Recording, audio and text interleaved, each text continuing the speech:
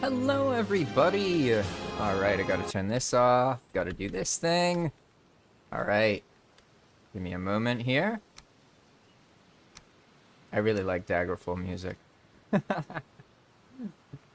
know it's not convenient to start a live stream with a couple minutes of music, but there's something about that that helps me. It makes me feel happy. That track is from the Elder Scrolls 2 Daggerfall, and believe it or not, a solid 40%, maybe 30% of Enigma Mode was developed listening to that specific track. So that's why I like playing it.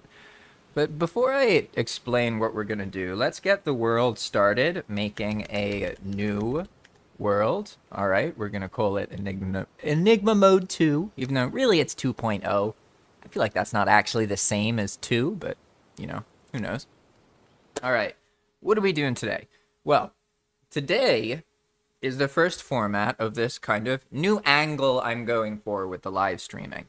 Instead of making a live stream that follows a playthrough and all of that kind of stuff, instead of making a live stream where I develop live, I'm going to be realistic. And instead, I'm going to do development brainstorming in the live stream. So I'll talk about what's being worked on. I'll give summaries and show examples of what's been added. So it'll be a way to keep up with the development of Enigma Mode that allows players to see what's happening and get a chance to see what's upcoming, and allows me to live stream without having to do something extra. Make sense? Because if I'm playing normally, well, then I gotta play in between sessions, then I gotta remember what I'm gonna do. It's actually a lot of work. So this way, I get to develop, and I just make a live stream about what I'm recently working on. This allows me to have more time so that I can do tutorials. And I'm happy to say that I spent like a couple hours last night recording some tutorials. So now I got some editing to do. I'm through the hump. That's always the part that's hardest for me is before I record. There's this suffering I have to go through to build it up in me. And then I record and boom, everything's good. I'm basically happy if I'm making YouTube videos. But if I stop making YouTube videos, I slide back into the meaninglessness of the nether that we exist in. You know what I mean? So this first part of the live stream is going to be pretty boring because it's just generating the world, and I've made a lot of changes, so the world generation takes longer in Enigma Mode than it does in Vanilla. I think it's like maybe twice as long, something like that. It's only something you have to deal with the first time you make the world with Enigma Mode active, but it is noticeable. So it's doing all of its placement here, and I've already gone through things, and now look, we got good numbers. Good numbers. Look at this. Charred fort, first fail, 8. That's perfect. That means there were 8 placed instead of like 1 or 0. Perfect. Then we don't have any other charred fortress mentions. Ah, here we go. No, this is perfect. Look at this. 8, 15. That means we placed 7 more, and then we placed 4 more at the end. Hey, that's a lovely split, to be honest, but let me make sure I don't mess this up here. If you actually look in the BepInEx log and you click something, you'll actually pause the universe, and then Valheim will freeze until you go back into BepInEx and you press enter or something like that. But today we'll be looking at the whole endgame experience. I'll be talking about my thoughts and feelings about endgame in Valheim, what the problems are with it, and how I'm trying to resolve those through the endgame system in Enigma Mode. I'll get more into the detail of exactly how that works. And to be honest, I'm kind of realizing I should have done this part in in the intro where I was playing the music. I should have just let it generate like this and then started playing in the beginning. But hey, lessons learned. Lessons learned. There's always that first moment where Enigma starts. And it's genuinely fun, to be honest. Like, and that's kind of the big lesson I've learned for Enigma 2.0 is that a persistent world is only one way to play Valheim. And by focusing so much on making a persistent world, I neglected the reality that most people prefer to just start a new playthrough, play for a couple weeks, and get bored. I used to think that was a problem, but I've come to understand that's just what people like to do. It's not a problem. The problem with Valheim is that people don't feel compelled to come back once they stop. Not that they stop in the first place. It's kind of like in an MMO or something where someone will stop playing and then they get behind and they feel that, yeah, there's stuff they didn't do, but there's no point in coming back because they're too far behind. Not exactly the same cause, but the same effect. You end up with a lot of players who love the game, but just don't feel like there's anything new they can experience by coming and joining and playing it again. You know what I mean? Welcome, Fire. Welcome, welcome. Good to see you again. Well, good to see you here, rather. I'm back. The pep is back in my step. I needed to be sad for a couple days there, and now I feel very inspired, to be honest. Honestly, this happens a lot in my life. Like, I don't know what that is about, but I often will like have like a creative burst where I make loads and loads and loads and loads of videos in like just a couple days or something. And what I've struggled to do is recreate those creative bursts, if that makes sense. But what I've learned is that these creative bursts often come after a rut. So like basically, I feel like the whole world is ending. I feel like everything's bad. I feel like nothing's gonna work. And then I'm immersed in that misery for a couple days, and then I rise out of it like a phoenix, reborn with new purpose. That seems to be what happens, to be honest. So it's one of the reasons I'm very gung-ho about expressing how you feel, because I've seen that there is this process, this magical purpose that unfolds if you feel your feelings and you express them, right? But most people bottle all that shit up, so they never get to the other side because they're always trying to deal with the feelings they've bottled up, and they've never really expressed themselves and articulated how they feel. So they're kind of stuck in this loop where they don't get that other side of the suffering. Make sense? And that's why you got to face your suffering directly. You have to confront it, admit it, show your vulnerability. And then suddenly you find that the world opens up around you because everyone else is also vulnerable. And they just needed to see someone else be truthful. And the moment they witness that, they open up, and then suddenly, boom, now you're connected. But enough about that. Today, I'm actually going to focus on Valheim. As you can see, we're getting close. Now's the fun moment. This is the big deal moment that I really enjoy. The Enigma moment is what I call it. I believe that you have to shock people. You have to really tell them, get them to know immediately, like, oh shit, this is different. This is not what I'm used to, right? So they join, and then boom, as soon as they move, yeah, you all know how this works. You've seen it before. So let's let this play out a little bit. I'm gonna go get my chair, and then I'll start explaining what's going on with endgame in Enigma Mode 2.0.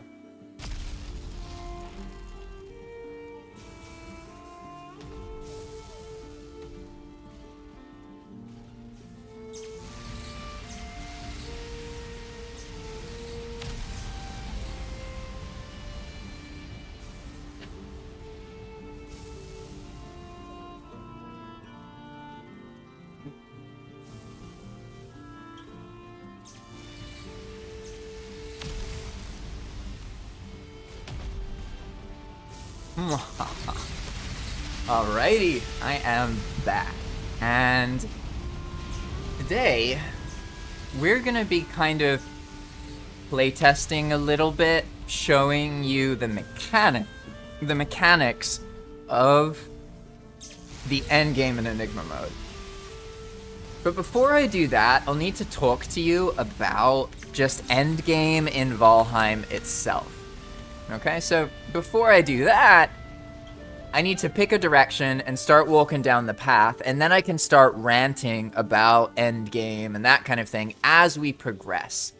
And you'll understand why this is all relevant to the endgame in Enigma as I continue that story. But before then, let me make sure. I want to kind of imagine I'm a player, right? Because when the player starts, they're not going to be able to just turn the map on. They're not going to be able to do all this development nonsense that I've been doing.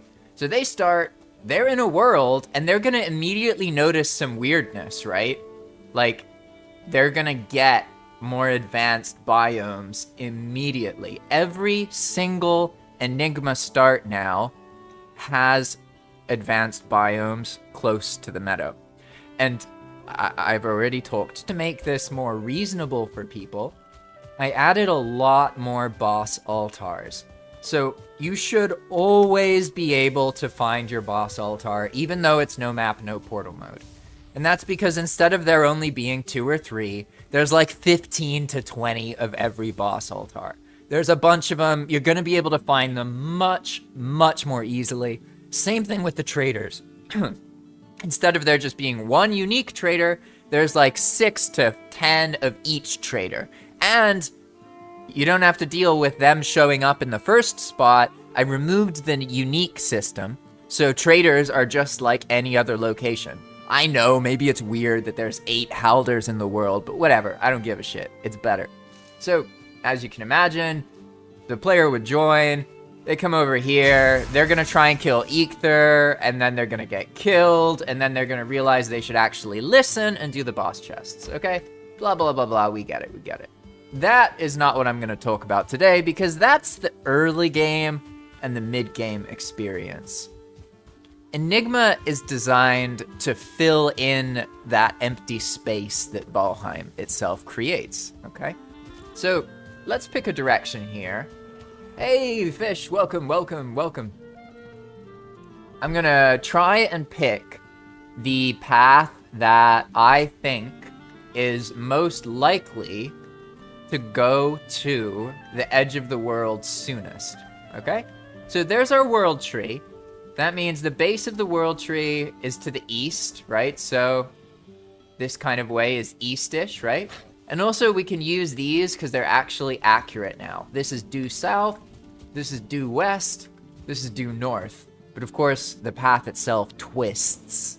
So it doesn't actually go to the north. It just starts pointing due north, right? So we can use all these factors as like a compass, combine it with the world tree, to get a sense for where exactly we are in the no map, no portal world. And I believe we are... We're somewhere where I would say the fastest way to get to the edge of the world is probably going to the west. So I'm gonna go to the west. We got our God mode on, right? Yeah, nice. All right, cool. And so, as we continue down the path, I'll just be showing path building as I talk to you about the end game experience in Valheim. Now that's pretty cool, not gonna lie. It's a little bit weird to me that that sheer side has no rocks on it. I don't really like that. I feel like it needs some rocks to make it look more like a mountain. But I dig the cathedral at the top of the mountain. That is super cool. Also, what was that? Did you see that? Are those 2 Diverger harbors right on opposing edges of the riverbed? There are. That is really funny. And this is the kind of thing I'm looking at. So before I start ranting, let me pull up a little notepad thing here. You're not going to see this because I have it set up properly here. Let's see. Power of Truth says the audio and video is cutting out. Could you tell me, Fire and Acid, if that's also happening to you? Or maybe it's just him. It looks like I have 0.8% dropped frames. So there was a moment where the stream cut off there. So probably you just saw that. Audio-wise, everything looks fine on my end. I don't have anything else going on. I have 6,000 kbps. Yeah, everything's looking good. So if someone else can confirm that, that would be great.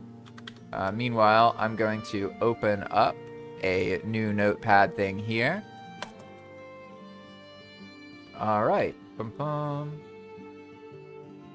Yeah, so it seems like probably there was a lag spike earlier, and then now it's okay. And probably Power of Truth, you just saw when that went down, because it appears to be working fine now, from what I can tell. I'm not dropping any frames or anything.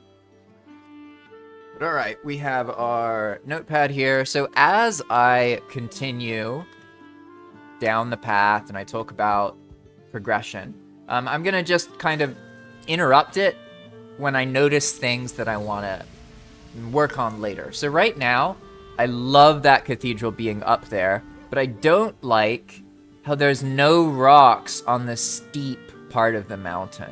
That looks weird to me. Like, it needs some more rocks to look more normal. So I'm gonna do that. We're gonna go and say add rocks to steep part of mountain. I can get into how that works, but basically we can place vegetation only in areas that are really steep. So it's actually really easy to deal with. Fish says, also, I think my cat is in the Epstein files. He's been missing since they dropped. Oh no. Oh, that's sad your cat's missing. I maybe he'll be back, you know? I had a cat that vanished and then came back 3 months later with a collar. I thought that was pretty funny. Apparently his new owners weren't interesting enough for him. Anyway, now that we understand what's happening, I'm running to the edge of the world. I'm showing off the new path in Enigma Mode. This is what players are going to be doing as they progress. They need to get coins, blah, blah, blah, blah, blah. What we want to focus on is the end game experience, because before I can really explain why I'm doing what I'm doing in Enigma Mode for endgame, we need to talk about endgame in vanilla Valheim. Alright? This is kind of an oxymoron, to be honest, because if I'm real with you, vanilla Valheim doesn't have an endgame for most players. Most players play for 60 hours. They never get to the endgame, in all honesty. They stop playing in the middle of... in mid-game, let's call it. So, it's debatable whether Vanilla Valheim even has an endgame experience that's actually experienced by players in the first place. But that being said, let's act like Ashlands and Deep North is endgame in Valheim, because I think that's what they have in mind when Iron Gate developed it, right? So what's going on? Let's think about it. The players play, right? They do the first couple biomes, and again, I'm not going to rant about the central start, but you can imagine how... Oh, I just lost my my direction there. I flipped myself around. I think I was running this way, right? But you can imagine how every single time a player starts in Valheim, they're in the meadows, they need to do Black Forest, they need to do Swamp, they need to do Mountain. Maybe they can spice it up a little bit, go into the mountains a little bit early, get some stuff. If they really want a sequence break, they might be adventurous enough to go to the Mistlands or something. But let's be real, Valheim's linear. It's very, very linear. Even though it's an open world generation, the gameplay experience itself suffers from the same problem that Diablo experienced with its random procedural generation. Procedural generation is wonderful when you implement it in a way where the player gets to experience its fullness. A lot of games use it, but they implement it in a way that the player doesn't get to experience that fullness. And Valheim is a classic example of that, because it procedurally generates a beautiful, huge, wonderful world. But every time you start on Valheim, you're going to have an almost identical experience in the very beginning of the game. And I think ultimately this is the root cause of the problem, which is why I'm so gung-ho about that non-central meadow start. But we're just, you know, articulating, right, that vanilla, you start, it's almost the same every single time. There's an early game that's meadows, Black Forest. Some people start mid-game in Black Forest, to be honest, because their endgame, just like Fire said, vanilla endgame is swamps for most players. And real endgame in vanilla is mostly building. Oh my god, what a perfect point, Fire, because that is a great way to transition into the mentality for Enigma Mode. Alright, before then though, let's make sure I really hammer down these points. What are the problems with Valheim vanilla, or vanilla Valheim? One, there isn't really much of an endgame. Players who get into building end up creating their endgame by having that building experience, right? But if we're honest, maybe only 1 out of every 1,000 players ends up doing that. Like, let's be real. There's between 10 and 60,000 people playing Valheim at any given moment. And let's be very generous and act like there's 100,000 people playing Valheim at any given moment. The peak was millions of people. So ultimately, it's never really been as much as it was, right? And what I'm getting at is that for most people who play Valheim, it is a very, very strong early game experience that then just quickly falls off a cliff. And the reason it falls off a cliff isn't so much because the game itself, more so because other players start to leave. And once you're playing on a server and other people are leaving, it's very likely you're also going to stop playing. Not always. You know, there's very dedicated players. Fish, for example, truly, lover of Valheim, Teensy, all these players, Jerry, all these people who play consistently. And it doesn't really matter. The server can be full, the server can be empty. They're still going to log in and play, right? These are very dedicated players, but they're not the normal Valheim player. And what I'm trying to figure out is how I can tap into the issues Valheim has that alienates new players in a way that Enigma Mode doesn't do that as much. And I think a lot of it has to do with the way that the early game and the end game is handled in Valheim.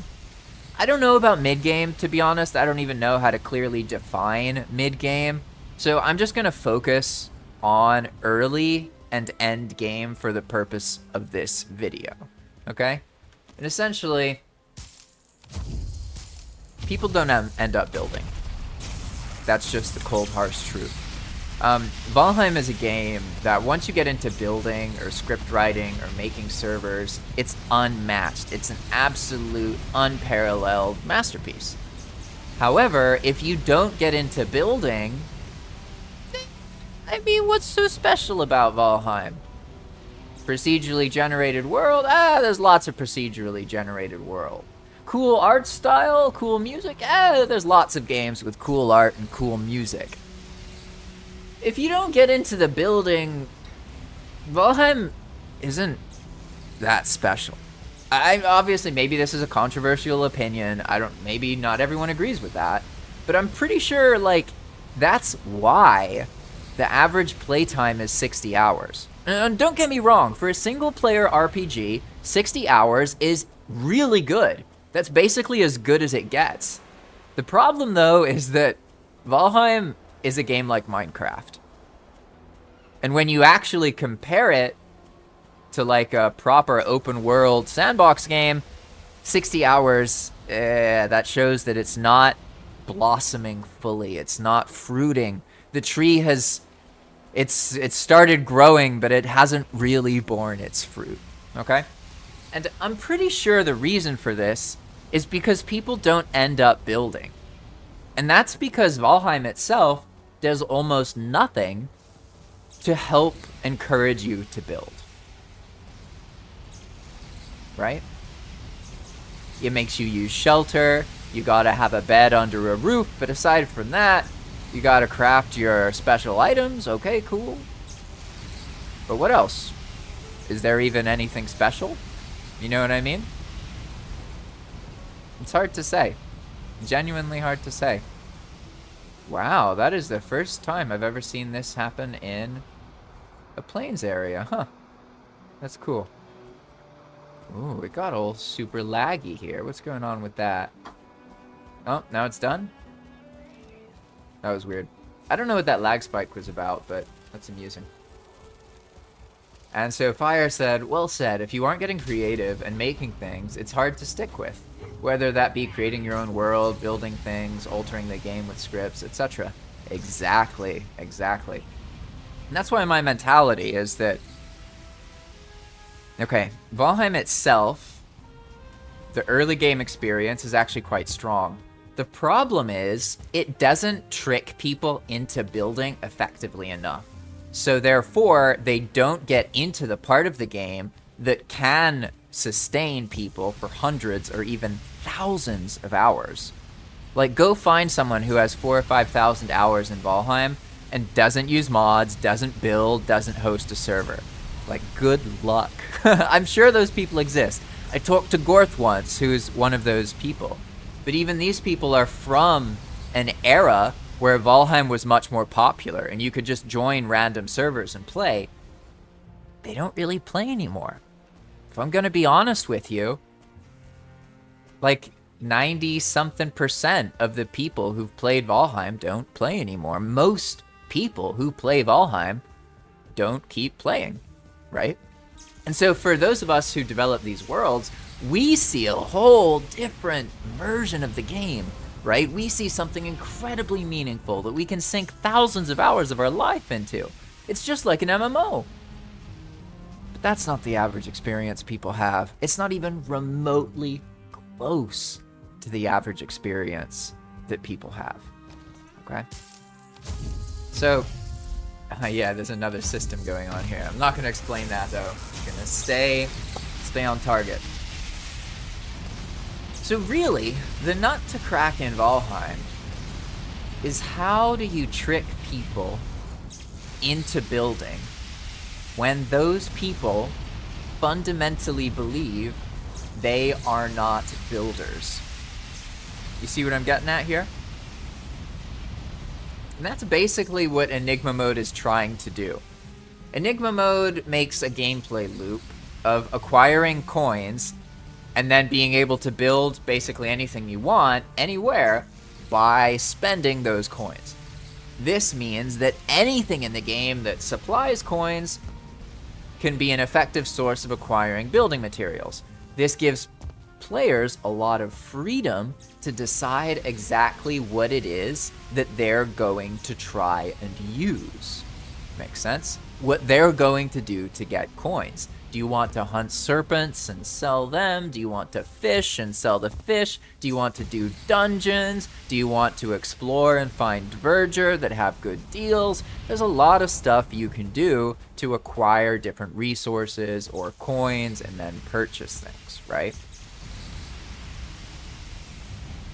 And that is all in mind with this notion of, okay, Bunny Island? What on earth is going on there?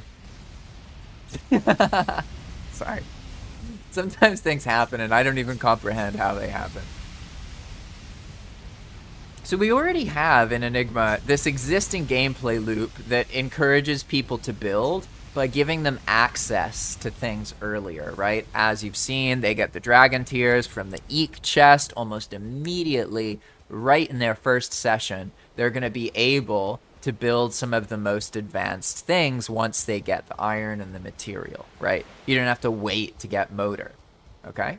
So, we already have that going on. But what I've noticed is basically what happens is there isn't a proper endgame experience in Enigma Mode. So what ends up happening, basically, is people have an endgame experience of kind of building advanced bases and making their empowered weapons. And typically, they'll stop playing once they get the empowered weapons that they're working on. So it basically created this new meta where achieving a set of your favorite empowered gear is the thing that you like work towards, and then once you get that set, you kind of stop playing. I'm not saying that happens to everybody, but it is kind of the meta that has formed in Enigma Mode. I want to reorient it to be more about building. Okay? There's a lot of things I need to do in order to make this a reality. That being said, I'm pretty confident that this system is going to be quite interesting to players. It's not perfect, but essentially, we're going to give players the ability to build crazy, huge bases in areas that are kind of out of the way, that won't produce problems. The idea is to create a version of Valheim where you can have your, you know, less than 2,000 instance experience pretty much everywhere in the game world. Obviously, I'm in the deep north right now, so this doesn't really count, right? You have those experiences. And the deep north is, it's like messed everything up now. So the path is like under the ground, right? If I go free fly here and I go down, yeah, we can see that the path is being all weird. That's okay though, it's fine, not to worry. What we're gonna do is we're just gonna fix it. You just go fix terrain, boom. Then you just keep doing this. And I actually made logic to fix this in other areas, but since this is happening in the deep north, I haven't like programmed the logic properly there. So it's working here because it becomes mountain, and then it starts making one of these mountain ravines things, right? But just for kicks, now that we've actually gotten to the edge of the world, let's see where we are, alright? Let's do explore map here. Nice, yeah, we're almost exactly to the edge. Wow, I definitely thought I was to the south. So like, I guessed right that this was the closest fork to the edge of the world, but I completely guessed wrong about where I was. I thought I was right here, to be honest. Definitely not. And that's one of the reasons I love No Map, No Portal. Even when you know what you're doing, you've spent thousands of hours, you know how the shadings work, it's still easy to think you're in another place that you're not. And that ends up being a really important experience. But what I want to get at, basically, let's go over this real quick here. Now, how did that occur, right? What's up with this one big giant rock here? Yeah, these ones are okay. These ones are forgivable. Looks like it's still setting up our spot over here, though.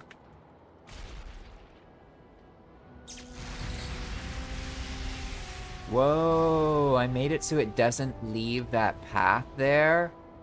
Oh shit, that's not good.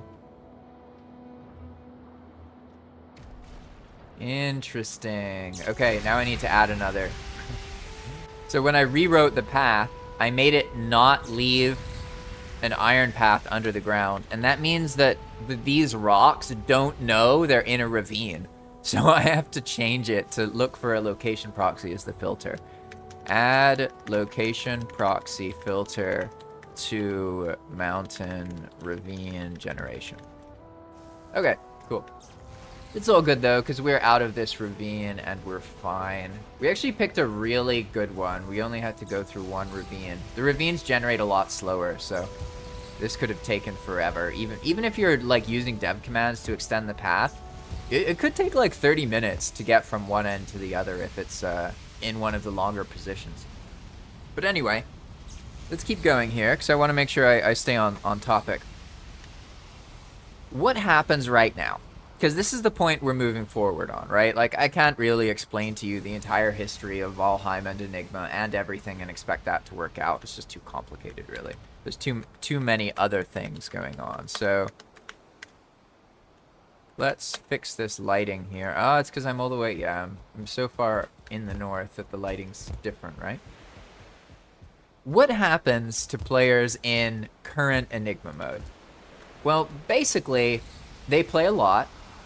They seem to enjoy it. Seems to work out well. But then as they progress, they often will get burned out by the empowered weapons if they're trying to min-max that, and they're trying to get the best of the best. But that's not really the thing that I've noticed. What I've noticed is they accumulate huge quantities of coin piles in their bank accounts. That's a whole other thing.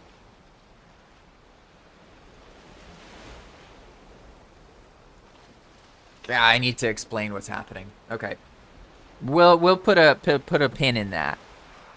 Currently, by the time players get to the end of their session in Enigma, they have huge quantities of coins that basically don't get used. They get good enough at the game to generate way more coins than they consume, even if they're building, right? So, we're going to get back to that because it's actually really important. That's already the clay of our endgame experience. We know how it starts. Okay, the player has loads of coins in a bank account that they don't have a use for, and they stop playing. All right, and I'm not saying they stop playing because of the coins, but they do stop playing, and they have a lot of coins.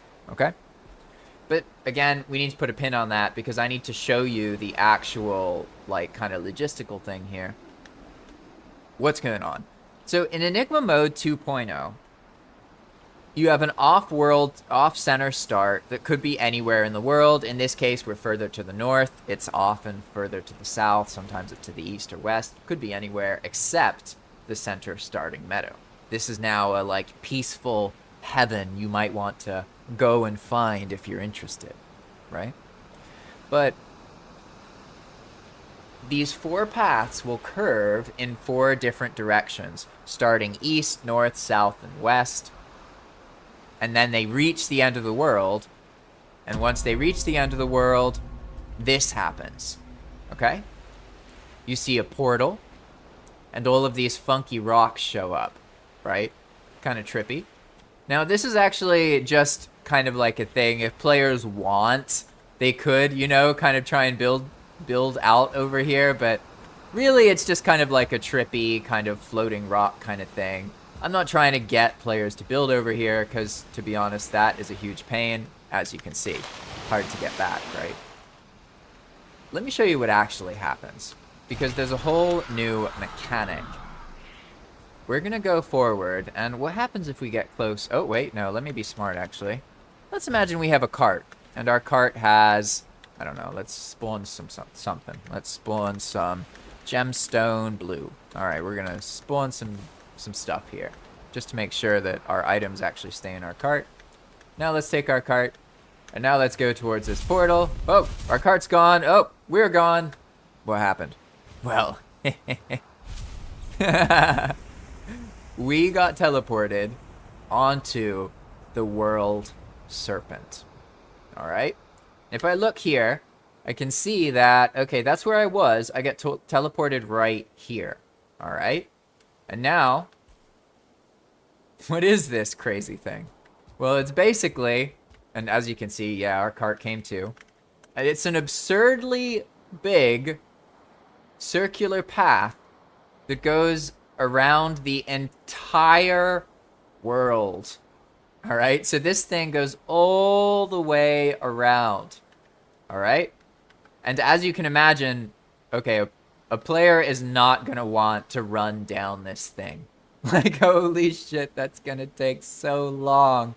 Even if I'm flying, holding shift, it takes forever, right?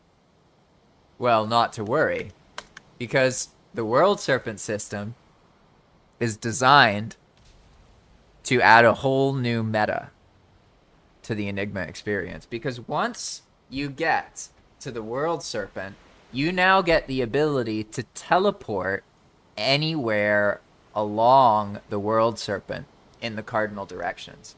So let me see actually to make sure that I don't remember if I have the ability unlocked yet, so I might need to unlock it. But once you unlock the edge of the world, once you unlock the World Serpent path,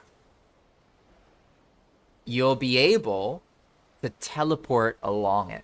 And you unlock the World Serpent path by getting one Enigma branch to the end of the world. Oh, of course, that's right. Forking is the thing that's unlocked. Riding is available as soon as the World Serpent exists to all players. So let's see how this works exactly. Let's go ride S. Boom.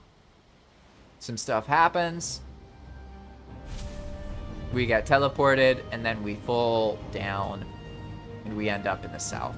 Okay, so now if we look at our map, we are in almost the perfect south. Not quite perfect south, but almost there, even though we were all the way up here. So I just teleported in a no map, no portal world. Right? So you see how big of a deal that is. That means that the edge of the world is effectively now all linked together. So this spot of Deep North is actually right next to this spot of Ashlands. And this spot of Ashlands is also right next to this Black Forest with Mistlands. And also this Black Forest, or this Mistlands with Mountain. Make sense? So it's a way to kind of start to give back some of the vanilla experiences that the players like, but in a way that doesn't completely bypass no map, no portal. Because I still can't get right here. I can't teleport to my base here, can I? I could do some trickery with resetting my spawn point to get back to the center of the world, but then I can't just teleport to the World Serpent, right? Because look what happens. Let's say you fall off of the World Serpent, right? Which is obviously going to happen. And once you fall off, like, oh, how do you get back up? Like, there's no way you're getting back up there, right? Well, the good news is you don't have to be on the World Serpent to use the teleporting on it, okay? So just by being within sight of the World Serpent, you'll be able to teleport anywhere upon it. So now let's try the same thing, except instead of ride south, we're gonna go ride N, or ride north.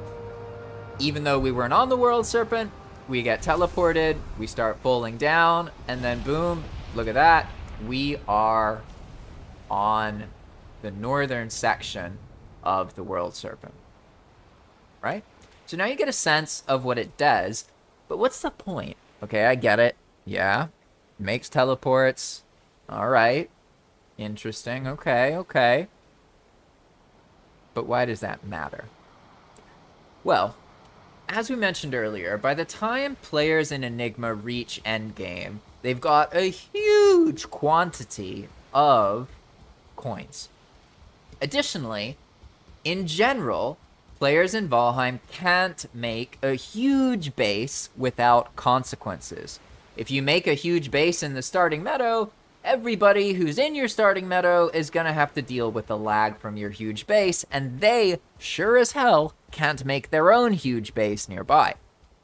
But on the World Serpent, 87 instances, you can make huge bases up here, right?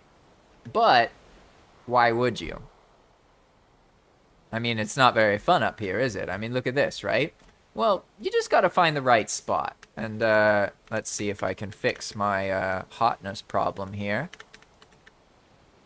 What is it? Reset status? No, what is it? Clear status? Status? Clear? Oh, no. Yeah, there we go. That didn't do it. So I'm just burning forever, huh? Ah, I remember that, actually. Yeah, this is some weird thing that happens when you use God mode. Whatever. I'm not worried about it. I'll just run forward. It makes it look like I'm running faster. But basically, the players are going to get access to this thing. And now, anything they build up here is going to be covered in snow, right? So it's going to look visually different. That's going to kind of be problematic for some people, so that's why there's a whole other system we'll get to later called the floating islands. That's the second component of the kind of endgame experience in Enigma mode. But for now, you can imagine that players come up here and they can use this to teleport anywhere in the world. So this immediately makes these World Serpent locations the locations that have the best access to the endgame biomes. So the World Serpent can access the Mistlands, the Ashlands, the Deep North really easily, right? So basically what the idea is you find a spot that you like along the path. I'm going to go with over here, right? Because basically in the Ashlands, what I've noticed is a lot of people don't build there because there's not enough safety that you can build in that you can then retreat out of to go into the danger. But by having a World Serpent on the back end of the biome, that changes the whole story, right? Hello, Tiger. Welcome, welcome. Good to see some familiar names. And so here's what I'm imagining people will do. This is what I want to do, basically. The World Serpent is activated, and then that gives you this kind of back access to the Deep North, right? We can see here we have this big path. Goes right over this whole Deep North area, okay? And also the same thing for Mistlands and also for Ashlands, right?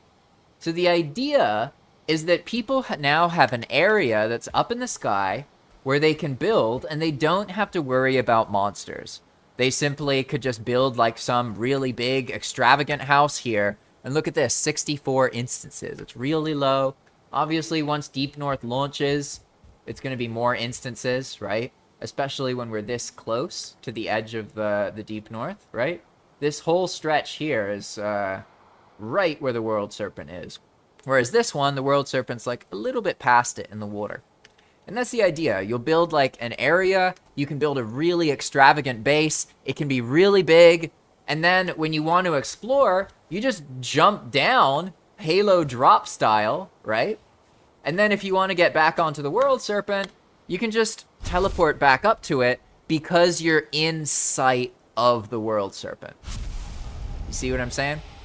And I believe that this will help add a meta experience that'll allow players to build really big bases on the World Serpent. But there's a couple other problems with this. One of them is getting building materials here. Obviously, you can teleport your cart, as you saw earlier. So that allows you to bring a lot of stuff up here, because by being able to teleport a cart, that essentially means that if you can get a cart close to the edge of the world, you can then teleport that cart to any of the 8 cardinal directions along the edge of the world, right? But that alone isn't going to be enough. I also need to make sure that players have other incentives to build. So look at this. All right, this is what normally happens. The players have coins, right? And then they use these coins to buy building materials. Let's take, for example, let's take 970 coins. Let's toss them, and then let's do, say, buy. Boom, look at that. We get building materials, okay? But look at the chat here. It says Overeager Jarl, FT, that stands for floor traded, 970 coins for 900 stone. And then it has that little icon next to it. That's actually an icon of a dragon. You just can't really see it, or a serpent. This would normally be 450 stone. But because we're on top of the World Serpent, all building material purchases get doubled. All right?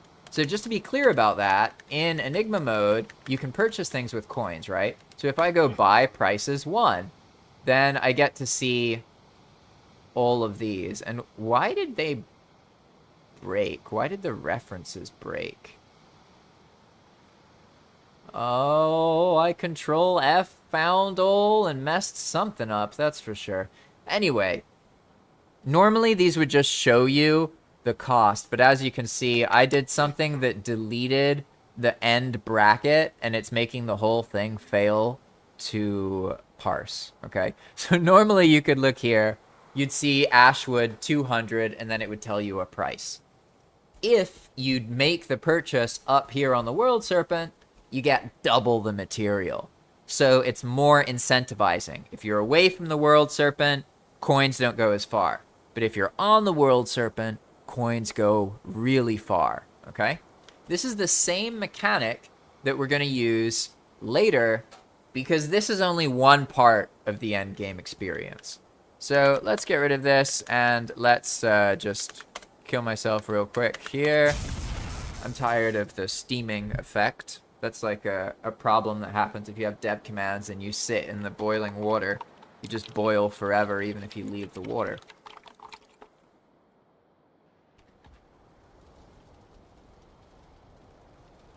So okay, we're back in the center of the world, and now you know about the first part of the Enigma Mode endgame. The World Serpent happens, and then you can travel all along the World Serpent. Yes, Fish, it is doubled on the World Serpent. That's done on purpose. I want to incentivize building on the Serpent as much as possible, so I need to make players able to access resources really easily. I was actually gonna triple it, but then I realized that if I triple it, I start getting close to the territory that a player could like buy something, triple it on the World Serpent, and then go sell it, and then make a loop. So I have to be kind of careful with how I balance that. But probably in the future, I might actually make it triple. As I mentioned, it's about building. I want to make it as convenient as possible once you get to the World Serpent to build really extravagant, really big bases there without concern for messing other people up. Like, imagine you join normally, and then you build a huge base right over here that gets out of hand. Now every single player who joins the world has to deal with the lag from that base, and it's in the game world around a bunch of combat, not up in the sky, off to the edge, you know? I will say this part, like, once Deep North actually drops, these are going to be higher instance areas, so it's not like it's going to stay as 70 instances. But you can still see how it'll be it'll be off to the back of the Deep North, right? So then they can kind of go down and explore, and the idea is to give players more agency over their end game experience. If you want to have a huge epic building experience where you can drop down into the Ashlands, I think you should be able to have that. If you want the same thing, except dropping down into the Deep North, I think you should be able to have that too. And if you want the same thing with Mistlands as well, I think you should be able to do that.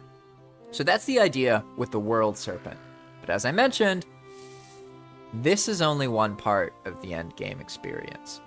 Now, there's the whole bossing system. For now, I'm not even going to talk about that. If I'm realistic, it's not endgame right now.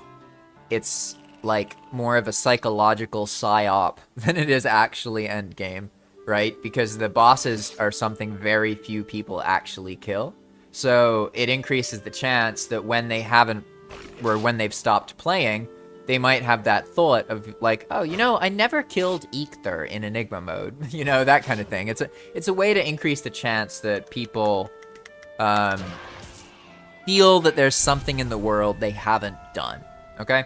So I'm not even going to talk too much about the bosses. For now, they don't play a big role in the actual endgame. The building is the real experience. That's the real thing.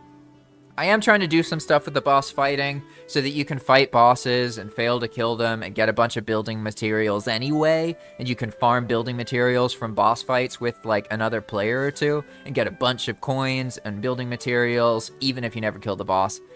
But that's a whole other thing. I'm not going to get into that kind of worms. We've covered the start. We've covered players will progress these paths. In the previous episode, I showed you forking, right? So once the player does the boss chest, they can then customize the path further themselves, right? Like if I wanted to, I can go 300 meters away or however far it is. Let's take this spot, for example. And then if I went fork right here, we get our fork chest. Now I can just fill the fork chest up. Oh, did it wrong. There we go. We got our coins. Put them in the fork chest. Boom. Easy peasy. Okay? So these are all the mechanisms for the path, right? You get the path, you can travel it all the way to the edge, but you don't have any control over where the path was placed, right? It's going the direction it's going in, nothing you can do about it, until you defeat the motor boss chest, or complete the motor boss chest. Then you get the ability to make your own forks, which go off perpendicular to the path and follow the same exact pattern. So it looks pretty straight, but if we actually were to keep following this path, we would find that it just curves, okay? They all curve to the right. That's how it works. That way they always reach the end of the world, and they'll never go in a perfect circle. Huh. Look at all those bushes. It's kind of interesting. Alright, so now you know about forking, the Enigma path itself, the World Serpent, and the mechanism to buy, where we double the amount of stuff players get while they're on the World Serpent. But there's a whole other system that I haven't fully finished out yet, called the Floating Islands, and this is actually a big community project. I started a thread in Discord a while ago. If you want to check it out, it's in the... Oh, just renewed the music there. It's in the Discord channel here. Actually, let me show you it real quick. Let's go to our thingy here. Alright, bear with me. The screen's gonna go black for a second.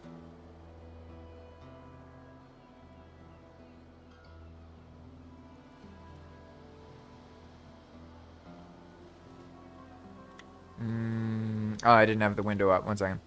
I gotta open it up and then switch it in OBS, so let me do that.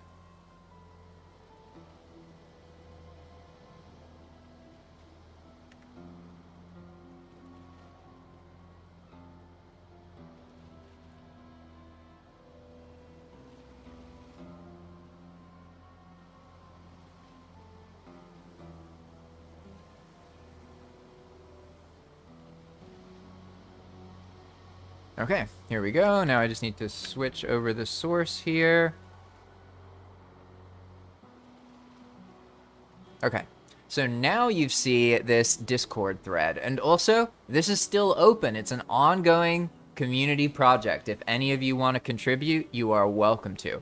But basically, I asked people to build floating islands that then other players can build on top of. Makes sense? So if we scroll down here, this is one that Dakar submitted. Although we actually lost the blueprint to this. So I gotta like try and remake it how he did. Because I really like that. It's like perfect. Got a nice flat area for someone to build some kind of ice themed thing on. You know what I mean? But if we keep going here, we can see that people submitted other things. As you can see here, some drafts. Something by Enigma. I really love these changed, by the way. They're super cool. Very nice. And so basically, people submitted all of these floating islands, right? And I think I got like, I don't know, like 10 or 12 different kinds. Something like that. Okay, so we keep going. Boom, there you go. And people also messaged me individually. And Khan, for example, he did a bunch of really cool ones. Let me find them real quick. Bum, bum, bum, bum. Where? No, I swear I must have gone over it. Yeah, he sent like... Ah, here we go, yeah. So this is a Plains one, here's an Ashlands one, and here's a Mistlands one. I thought these were really cool because they have a very specific theme, right? So this is the floating island in the Ashlands, floating island in the Plains, floating island in the Mistlands, etc. So how am I going to use these? What's going on exactly? Well, that's what I'm about to explain. It's very similar to the idea with the World Serpent, except it's available earlier in the game. I toyed with the idea of making floating islands something that is unlocked and then gets locked once the world progresses, but I realized that would not be experienced by most people. So instead, I need to make it available basically as soon as you have coins from the very beginning. So this is how it works. Hello, teens. Welcome, welcome, welcome. Glad to see you here. I hope you're doing well. I've been talking about I've been actually on point today. I haven't gone on a tangent or talked about intense, heady, emotional things. Been discussing the endgame experience, talked about getting a path to the end, and then the World Serpent. And now I'm showing floating islands. So as you all saw, there are those floating islands that are built by the community, okay? Now, I have to figure out how to get them into the hands of players. But before we do that, let's talk a little bit about the idea. A lot of builders dream about building up in the world tree. So let's look at the world tree a little bit. Let's go into fly mode and let's take a look at this thing. What is this thing? It's actually really, really high up in the sky, as you can see.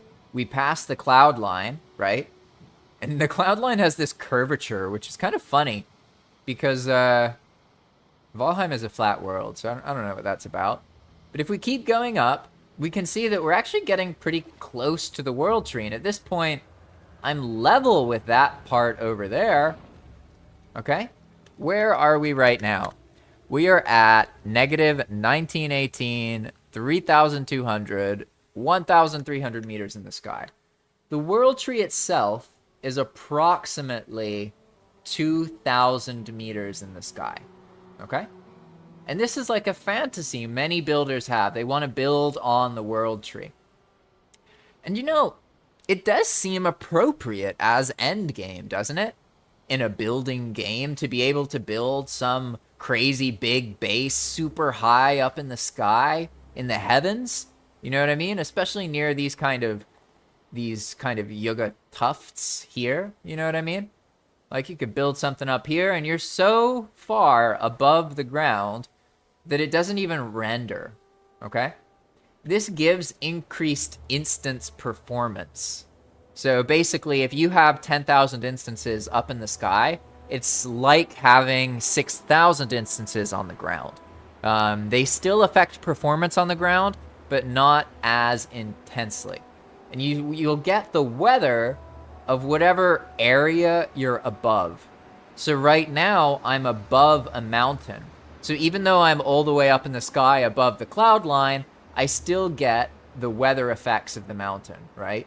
Whereas if I keep traveling here, go to the plains, for example, this weather will end, it'll clear up, and then we'll get the plains ambiance, okay? So essentially what's going to happen is those floating islands you saw earlier, these ones, right? These ones that the community has contributed, they're going to be up here. So it's going to be like this. It's going to be like, let's imagine skull 1. Now let's imagine, I don't know, let's spawn some big things. Spawn rock 4, coast heath, I guess. What is it? Heath? Coast heath? Yeah, heath. That's what I want. All right. So now this is just a simple rock, nothing fancy. But let's imagine it's one of those really nice floating islands, right? You can imagine that plains one right there that Khan showed. That's going to be up here, up in the sky. And then players will be able to just build whatever they want up on these bigger platforms up in the heavens, right? As you can imagine. And just like in the World Serpent, whenever they purchase anything with coins, right? Like, let's get rid of these coins here. And now let's go something like, I don't know, let's go with 405? No, 205. That's a cart, right? 205. We're gonna purchase this. Boom, look at that. We got 2 carts.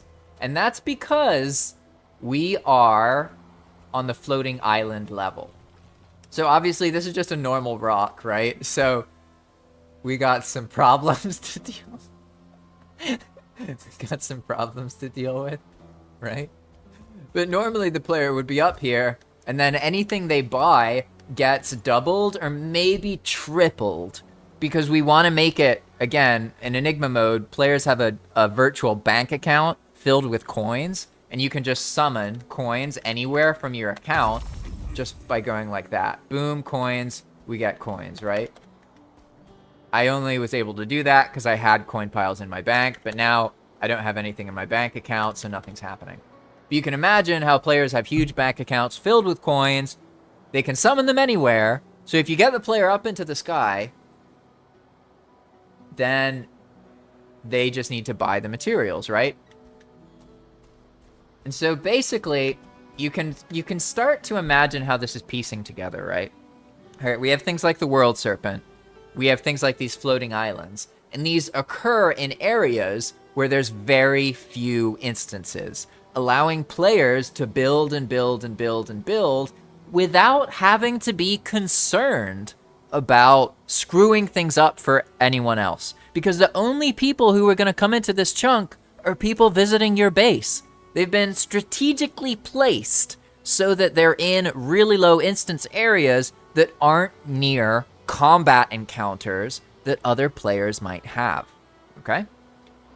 But obviously this begs the question, how on earth do we get the player to comfortably be building all the way up here, right? I mean, look at this. If I full, it takes a solid amount of time for me to even hit the ground. Oh, I didn't have God mode on. Nice. But you can imagine, how would you get there? How do I place these islands? How is that handled? That's the part that I'm working on now, and that's the next thing that I'm going to explain in this live stream. So essentially, here's how it works. Let's go up, start flying around. What we need is to go fly in some ocean. Because essentially, every floating island up in the sky has an entrance on the ground. Okay? Now, I haven't made these entrances yet, but you can get the general idea. Here we go, perfect. It's going to be something like this. Okay? So this is one of Ashenius's islands. It's been stripped down a little bit, so it's simpler. There's not too many different resources here. I also did some other modifications to these islands, which I didn't tell anybody about. I left as a surprise, so if you are watching this right now, then you know. Basically, the islands will spawn these cargo crates, which used to be blank and useless. But I made it so every time they spawn, they roll as one of Enigma's builder's boxes. So you can actually go to these islands, and you'll find these building materials kind of packaged. And there's like 50 different kinds of builder's boxes they could be. So that's a whole other tangent, not something to worry about right now. But you can imagine how, as you're exploring, you're going to find some special islands, okay? Kind of like this, but there's going to be some kind of mechanism. I don't know what it's going to be yet. I haven't figured that part out. But let's just imagine. We're just going to make something up right now. This isn't really how it works, okay? Let's just imagine that, you know, it's going to be like... I'm using the wrong things here. Not auto pickup. We don't... No placement cost. There we go. What we're going to do is...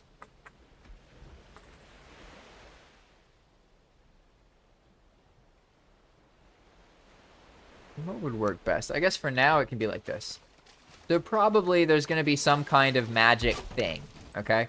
This is very bare bones, nothing fancy, but you can imagine it like this. The player will find the island, and then there'll be some kind of prompt to the player that this is a floating island's entrance, okay? So then they're going to have to do something. This is the part I haven't really figured out yet. I don't know if it's just going to be like, okay, build... You know, pay 3,000 coins, pay 4,000 coins. I don't know exactly how I'm going to make it work, to be honest. But what I do know is that there's going to be some kind of mechanism. Players will have to pay something or do some kind of quest or whatever. And then they're going to unlock this floating island. As soon as they unlock it, it's going to spawn one of these islands from earlier 2,000 meters up in the sky. Okay? So you can imagine it like this. It's going to be like, boom. There you go.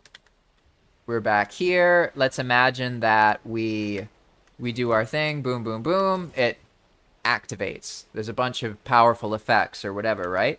And then we do go to, comma, comma, 2000. Or wait, first let's do fly. And then go to, comma, comma, 2000. Okay. Now let's spawn another rock again. Spawn rock for coast. Okay. So now you can see the basic mechanism. There's the world tree right there. Nice view of it. We could be a lot closer, right? But this is the variety. Every island you find is going to have a different view of the world tree. And if you're really unlucky, an island might clip inside the world tree. I don't know if I'm going to be able to figure that out, to be honest. But pretty much we'll be like this. Go back to the ground here. Let's go like this. Oops. Oopsies.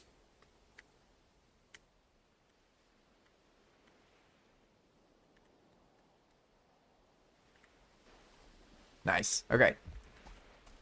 So now that I've set that up, let's clearly imagine this. You find the island, and as Teensy said, maybe a small shrine with some torch.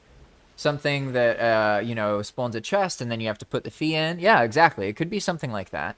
All I know is it's going to be per island. And then the islands themselves will be spawned with scripts. This means that when anybody submits a new island build, I can just add it to the Enigma Mode mod pack, and then that will make it a possible outcome for everybody running Enigma Mode without redoing the entrance island. That's why I've made sure to separate the entrance island, and I've already tested the world generation. So basically I get these special islands that are to be built. I haven't determined what they'll look like yet. And they spawn in areas that are very low instance. Like you can see here, this is in the ocean, so of course it has low instances. But they can also spawn in the plains, in the Black Forest, anywhere where it's all underwater and there's no instances. Because if you've noticed, playing Valheim, it's not just the ocean that has water and these things. The ocean has those channels, but you often will find underwater Black Forest, underwater plains, underwater meadows. These are quite common, okay? So these entrances are going to spawn in all of those different spots. And then you'll go there, do your thing. Let's say I build this, boom, does some fanciness, explodes everything, crazy, crazy, crazy. And then what happens? Well, this is what happens. We get teleported up, and boom. Obviously, I wouldn't die in the actual teleport, but that's the notion. The island is generated by scripts once you complete the cost, okay? And then that allows you to have something like the World Serpent experience, except anywhere out in the ocean, okay? So, you know, if we look at the map, for example, here, that means there could be a spot there could be a spot here, there could be a spot here, there could be a spot here, here, you know, this kind of thing. These are the kinds of areas that these things will show up in. So sometimes they'll be kind of close to the coast, you know, so you might get some other instances here. But in general, the idea is to give players a place where they can feel safe to just build and build and build and build and build. They could make a 20,000 instance base, and it wouldn't make problems for everyone else, because for the most part, that area is completely self-contained. Make sense? That's the idea. And so I'm pretty confident that this is what I really want the end game experience to be in Enigma Mode. Not fighting bosses. That's going to be more of like a group mid-game experience. Whereas the end game, meaning the thing people do before they stop playing, is going to be these big base building experiences, right? Where they can just like build to their heart's content without fear of causing problems for other players. And in a way, where the only person who's going to be affected by the lag, you know, like, let's take this case, for example. Here, we have meadows, but they're actually in the middle of the ocean, right? So this would give you meadows weather with no instances. And the only people affected by your 20, 30,000 instance base up in the heavens are going to be the people who sail under it just for a couple zones, and then it'll be gone. So it minimizes the impact of building huge bases on the other players. And that's the whole intention. That's the idea behind the end game experience in Enigma mode. And at this point, yeah, that's it. I've illustrated everything I wanted to talk about regarding the end game. I'm trying to think if there's anything else I want to cover. These are the main things I've been developing, to be honest, because a lot of the other stuff with Enigma mode is really simple for me to change or fix. Maybe it takes like an hour or maybe like half a day or something. It's not really that big of a deal. Whereas when I have to make like whole new mechanics, that can take a couple days or maybe like a week, depending on how complicated it is. And one of the things I needed to do was set up a forking system that actually works, right? So now that is all set up. That works. We have the non-central meadows start. That's set up. That should immediately change things from the beginning. And yeah. Oh, Teensy has a question. She says, would it be possible to build bridges or sky paths between builds on the island? So forks in the... Oh, that's really interesting. I hadn't thought about giving players that ability. I mean... You know what's funny about that? That would be incredibly easy to do. Like, incredibly easy to do. Let's see. Let's just humor you real quick. All right. What we're going to do is I'm going to set up my Sublime thing here real quick. I'm pretty sure I can implement what you just asked, Teensy. Yeah, in like 2 minutes. So give me a moment here. Let me set this up real quick. Go over here. And the screen's going to go black for a second, okay? Oh, wait, no, it didn't go black. It's showing Discord. There we go. Nice. Okay. So now I need to find... Let's actually just look for the forker. Where is the forker? Nope. Forker. Nope. What if I just search for fork? Forks data. Boss chest. Enigma forker. Here we go. Okay. So, let's just do something really simple. We're going to go prefab player. Type. Say fork. Wait. 2030. And then this one is just a prototype, okay? It's not too fancy.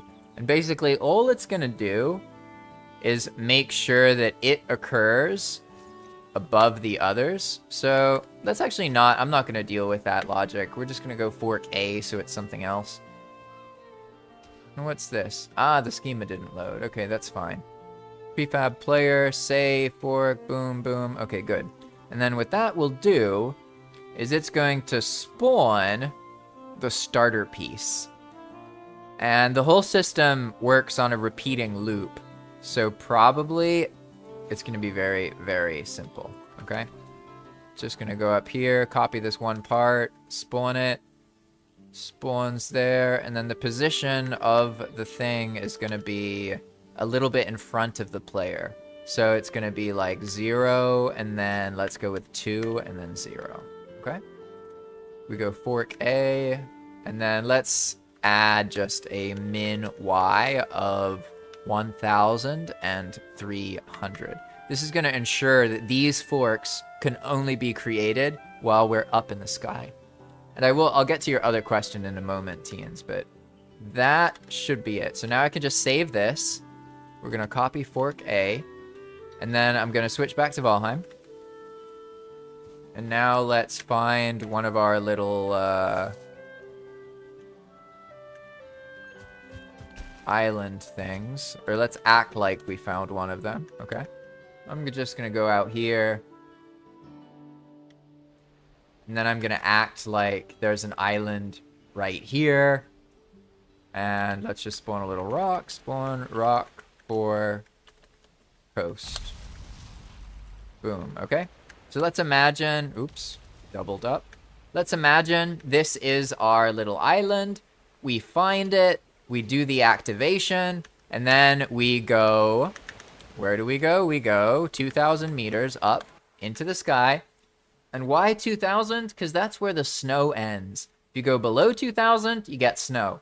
Above 2,000, no snow. So probably sometimes players might want them to have snow, other times not. But either way, we have our rock. Okay. So now let's imagine, this is just a placeholder, obviously, but let's imagine that it's a fully developed base. And Teensy mentioned, what about making paths in the sky? Very, very interesting idea, to be honest. Very, very interesting. So here we go. We just now go say, and then boom. Oh, wait, it made the fork chest. That's fun. I don't know why. I actually thought that I copied the stuff to just make it, to start it. I copied something else, which is funny. So now I added one more stage to it. So let's go. Boom. Bum, bum, bum.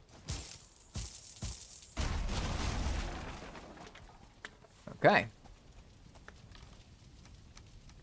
There we go. And so as you can see, boom, it goes off into the distance.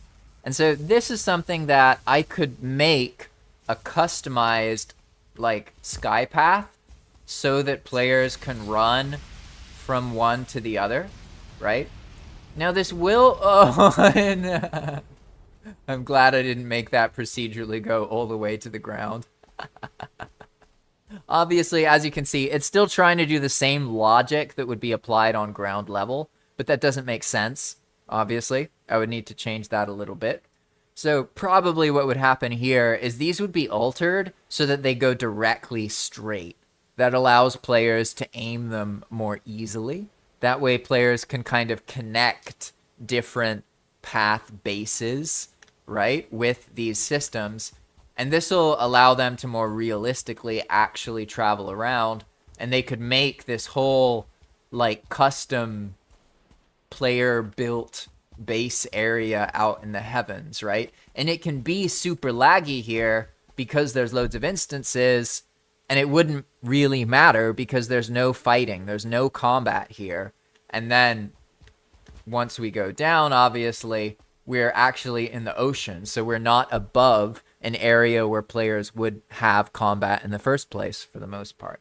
Obviously, sometimes there's going to be laggy moments in boats when you're sailing, but I'd say a laggy moment in a boat when you're sailing is much better than lag while you're fighting constantly as you play. You know what I mean? So there you go. Yes, teens, I think this is a wonderful idea. I'm going to add it to the list here. Except what it's going to be is a variant of the path, and I'm just going to call it... What do I call these paths? Sky paths? Yeah, I guess they can be sky paths. Why not? Add sky path logic. For paths built up in world tree layer. Okay? And so now I can get to your next comment, teens. Let's see. Could also have traders or banks up there. Could use them to initially build off. Neutral territory, so to speak. Traders. That's actually kind of interesting, having, like, sky locations. I mean, that's a whole other crazy thing, isn't it? I think, to be honest, I'll probably just leave it up to the players to have the traders go up there. As for the banks... To be honest, I need to redo the banks in general. The mechanics work fine, but the bank blueprint itself has too many instances. It's like 3,000 instances or something, like 2,000 something. So I want to redo it so that it's got like the same kind of premise, but it doesn't have anywhere near as many pieces. It doesn't need to have 3,000 pieces. The whole bank could be like 700. That would be much, much more effective. I'm just trying to wrap my head around this. I love this, by the way, teens. This is a great idea. Like, I'll just need to... I'll need to figure out how to make some kind of separation, right? Because if there's a whole bunch of these paths, that can cause problems. But to be honest, I don't think it'll make that much of a difference because of how high they are in the sky and the paths were redone, right? So now we can see this 15,000 or 1,500 instances, but that's because it actually does load everything below. And most of it is from this absurd tree case here, right? This thing. That's a lot of instances. Especially because each one of these, like 1, 2, 3, 1, 2, 3, you know what I mean? It adds up real fast. Hey, Fire got off work and you're free. That's awesome. I'm glad for you. That's great. Yeah, that's a good feeling when you want to work on development and you haven't had a chance to. I mean, honestly, just looking at this scene, oof. I'm imagining now, like, player bases and, like, walkways connecting different bases up in the heavens. I think this will be more popular than the World Serpent. The World Serpent, like, honestly, from the beginning, I knew most people wouldn't really be that into it. So I had to figure out how to make it more useful. And that's why I added the teleporting. Because that way, even if you're not building on the World Serpent, it becomes a critical method of traveling around. You know what I mean? So Fire says, instance numbers can be misleading. As you've touched on before, just because it registers doesn't mean it has an impact. I mean, sort of. That's how I thought about it, Fire, to be honest. But now I look at it this way. Valheim has bad networking. Anything you send through it makes the situation worse. If you want the best performance possible, you have to absolutely minimize your instances. You're right. One wolf is like, 100 build pieces. That's totally true.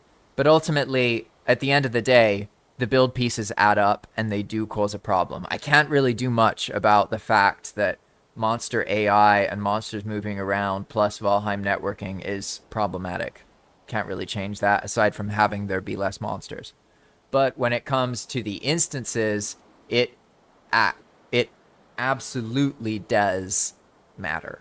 Not so much for single player, not so much if you have a good computer, but the moment you're playing with other people, if you have 8,000 instances, all the lowest form of performance, none of them monsters, no hot tubs, nothing fancy, you're going to have more problems than if there's only 600 instances.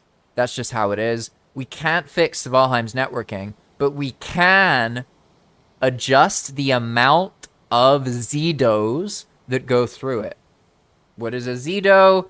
It's an object that must be networked to every single client. Okay, so like these particles, these wind things passing by me, these aren't Zedos. They don't need to be sent through networking. They're really low impact, so to speak, to lag as a result. Yeah, you may get some rendering performance issues if you have a bad computer, but these particle effects aren't making you lag in a multiplayer setting. They're doing nothing. What's making you lag is everything that gets sent through the networking itself. Make sense? And again, I used to have that mentality that like, oh, instance counts are misleading because monster AI and fires and light sources use so much more performance than non-instance things, right? That's absolutely true, and you're absolutely right about that. I'm just telling you that me thinking that way made me kind of disregard the fact that instances matter. ultimately they matter. If you can make your Valheim experience be really fun and fit in less than 2,000 instances, your cooperative multiplayer experience will be significantly better than if it's in a 10,000 instance area. That's just how it is. And that's something I've learned from running the server and seeing when people play together and when they don't. Like, if we're being realistic, Valheim starts having more problems in multiplayer at like 6,000 instances and 2 players. It's really, really low. Like, if you think about that, the Black Forest and the Meadows have 7,000 to 7,500 instances in a chunk. So they're already above the limit, right? And you're totally right. All those things don't have the same impact. But even things that have a tiny, insignificant impact, such as an instance that's not loaded, that's all the way up in the sky, it does actually impact the game itself. If you really want to see that in action, I don't know if this is gonna work. 1 second. I have Infinity Hammer set up. All right, let's see. Hammer. Blueprint. Now, what was that thing Dakar gave me? He gave me his biggest blueprint. Was it the Citadel? No, I'm trying to remember what it was called.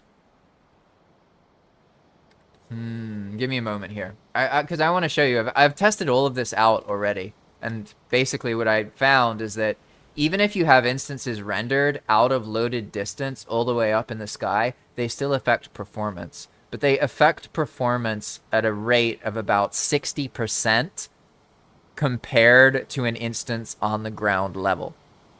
So all instances matter, and even the instances that aren't visually loaded still have a significant impact. It's very comparable. Like, I know that 40% less performance, I mean, that's very significant, but it's not insignificant. You know what I mean? It's absolutely still a thing that happens, right?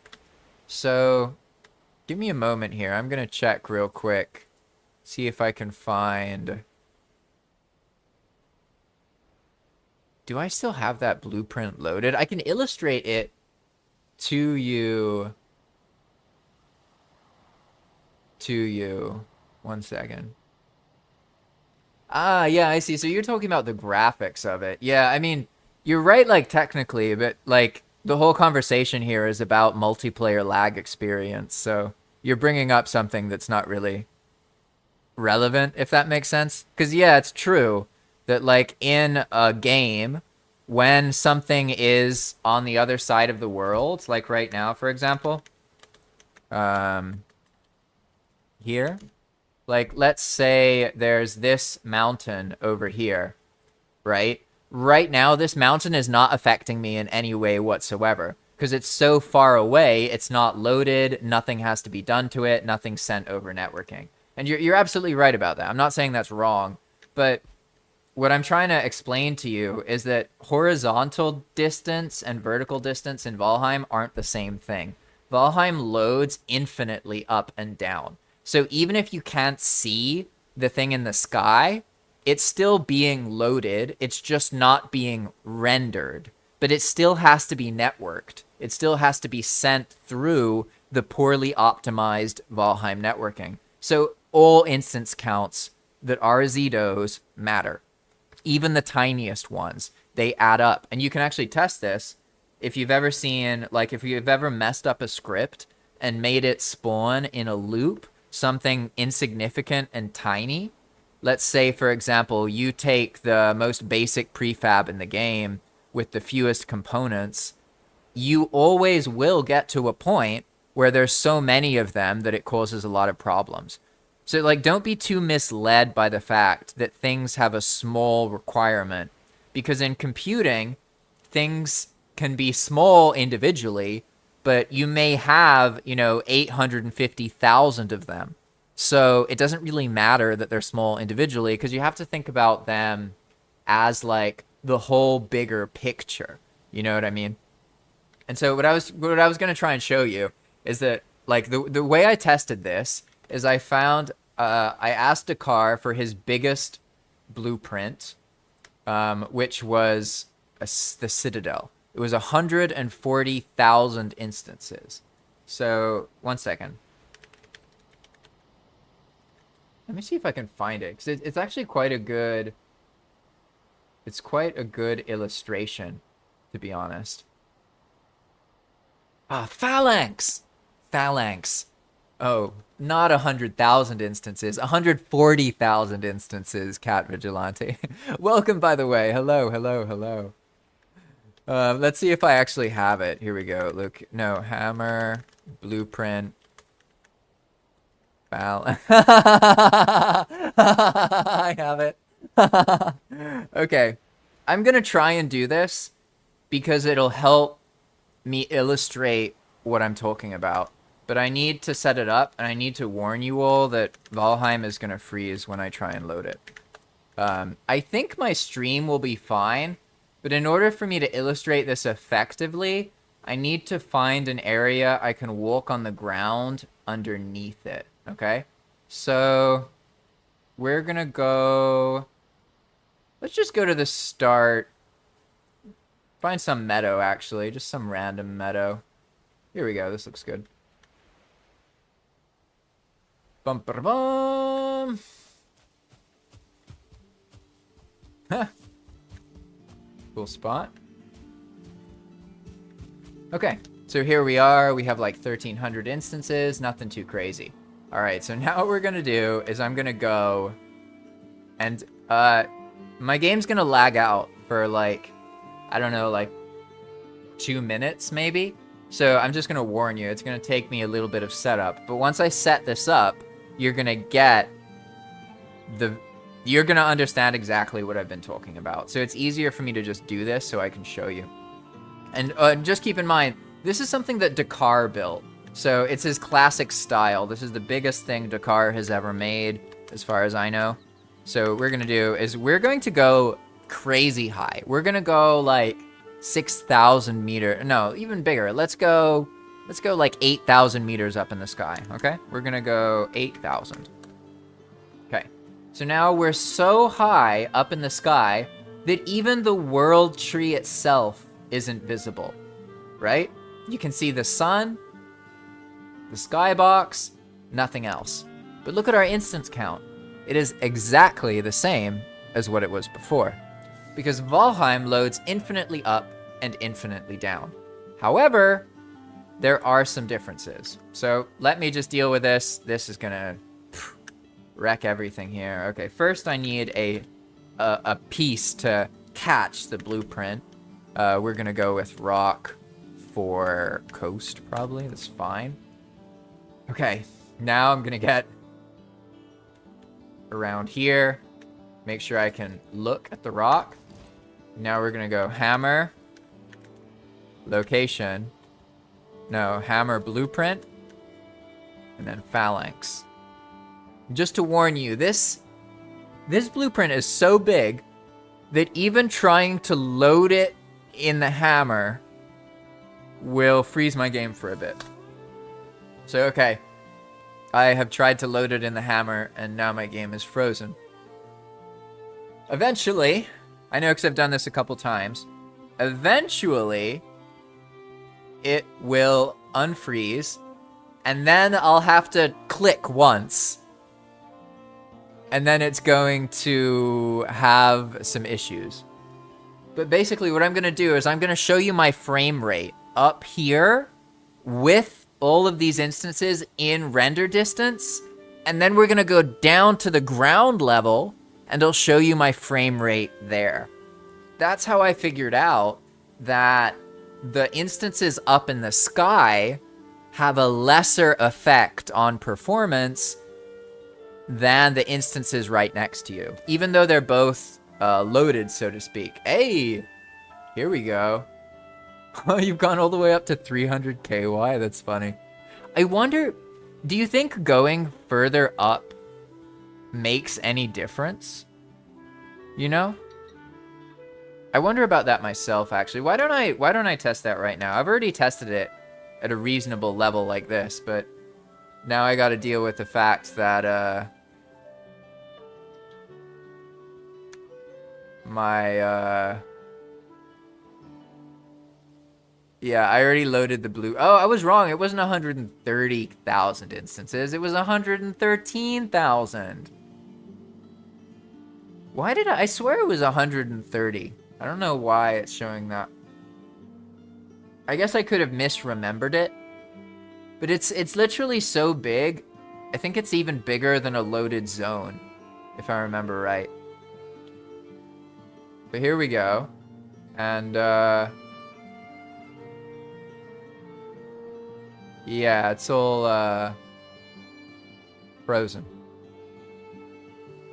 So, I should have tested it further up in the sky.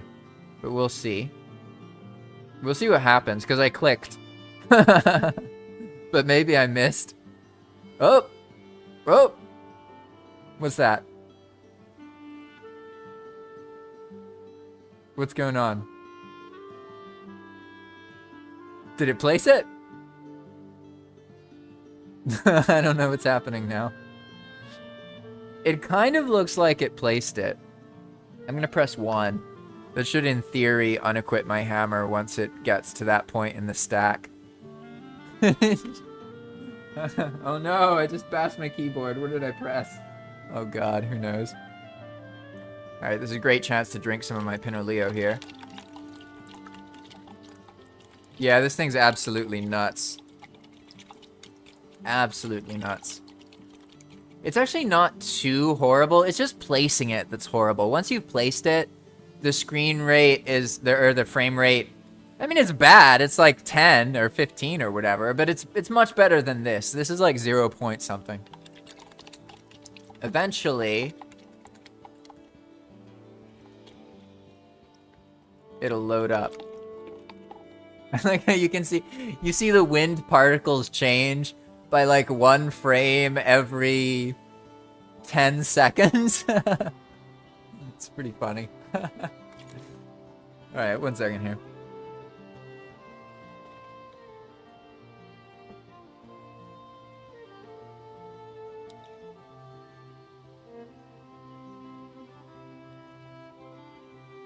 I'm assuming it actually tried to place it. But I don't even know, to be honest.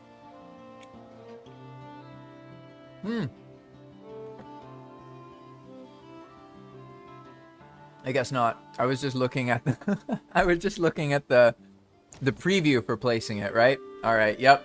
Okay. Well, that works out. What I'm going to do is I'm going to go super high up. We're going to go like... So you said how far did you test it? Let's see. Where's my thing here? There we go.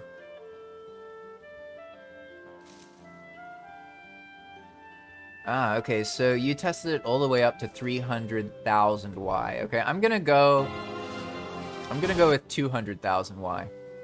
We're gonna see how that looks. Let's see real quick. All right, let's get rid of this. Now we're gonna go to 200, 1, 2, 3. Oh, it's so high up. We have the character can't deal with its rounding. Okay, maybe let's not go that high up. Let's go to like 100,000. Oh, 100,000 is also too high up that it can't round properly. Okay. Damn, all of these are... Yeah, even 20,000. You see that jittering?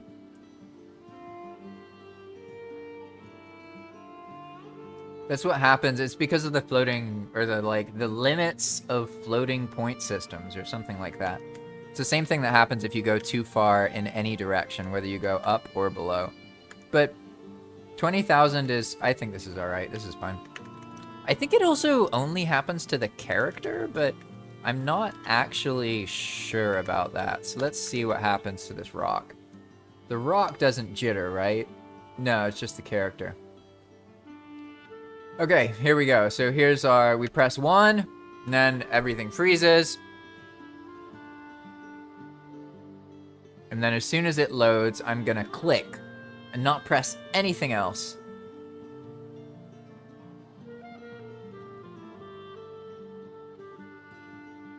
See how long this takes. And I understand this is pretty boring. But luckily people will be able to just get to the part where they see the end part, and that'll be quite interesting. I'll probably finish up after this as well. So if there's anything any of you want to ask, now is your chance. Or something you want me to explain or ask about Enigma Mode. And Teensy, if you're listening, I noticed you said you want to build on the World Serpent. Could you tell me more about like why you want to build? I need to understand from the player's perspective what seems interesting, because I can try and imagine what is interesting, but I'm often not right about that. So I want to make sure that like I ask people, because the World Serpent, yeah, I feel like the teleports are the main appeal for people, and the fact that you can get twice as much of what you purchase to build, right? But I don't know, maybe there's something else that people are appealed by, you know? I'd love to learn it.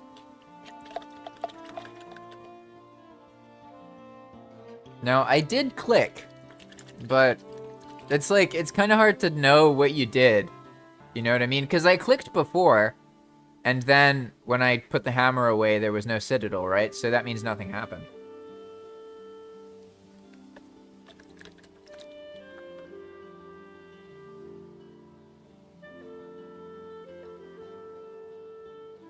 And curiously, in testing with Dakar, I found that when one player places a huge blueprint, it actually works better for the other players there than it does for that player. Because for that player, it all gets placed immediately. But for the other players on the server, it gets sent to the server and like separated and staggered out, and then it builds like in chunks, basically. So it's less laggy. I just thought that was funny, because you'd think that they would also have that applied on single player, but for some reason the modders didn't do that. There's probably some technical reason for that, to be honest, but... Okay. I just threw in another solid click there. I don't know, though, if that's gonna register. I threw in a click. See, really what I'm looking for is the character to swing their hammer. You know what I mean? Because that's like how I know the click actually registered. Well, in my head, I mean, so far that hammer's staying mighty still. This did work before, by the way. I have tried to do this before. That's how I figured it out. We'll see, though. Spam click. I'm scared of spam clicking, Fire. What if I click twice? I know this is my like, it can be handled if I do it once. But if I accidentally spawn two of them, I don't know. I also don't know, like, I guess I can move the mouse off of the rock. Okay, there we go. I moved it. I gotta wait like a minute. It's like, this is like how I remember when I was a little kid. Heyo! God damn, the thing doesn't frickin'... doesn't place, you know what I mean? Like right now it's okay, because it's not... Alright, I'm gonna do it, Fire. I'm gonna try your spam click method here. I'm gonna look at the rock, and then click! I'm just clicking, I'm spam clicking, I'm clicking a bunch. I've clicked like 20 times. Alright. Now I'm gonna look away.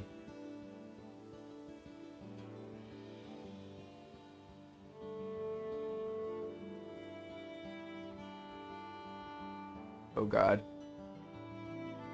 Did it work?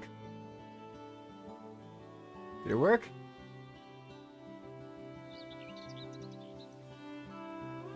No! It like doesn't... I tried spam clicking. Alright, we go to the rock. And now I'm just gonna keep clicking. I'm just gonna keep clicking. Oh, hey, that looks good! It said waiting to respond. Wait, why is it red?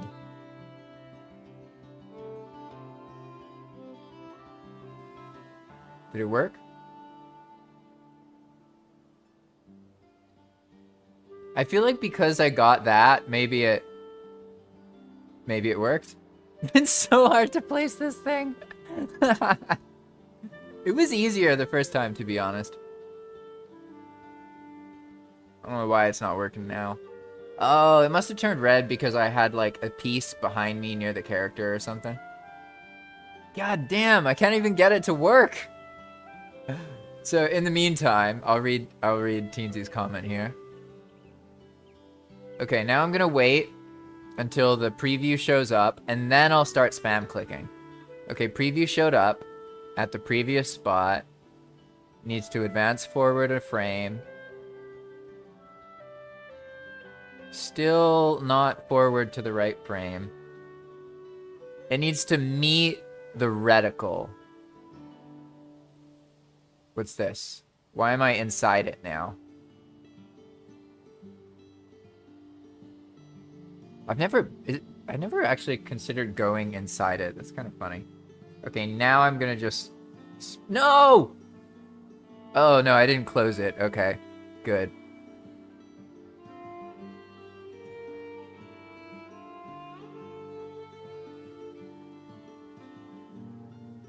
I'm trying. I'm clicking. I'm clicking.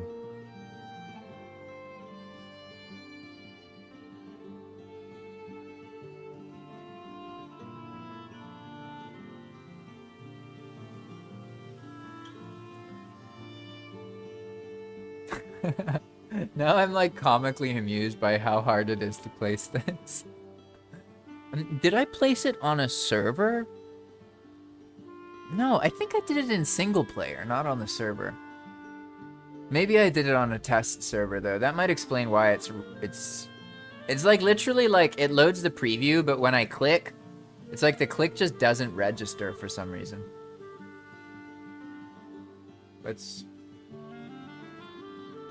I'm clicking. Clicking. Clicking. Clicking.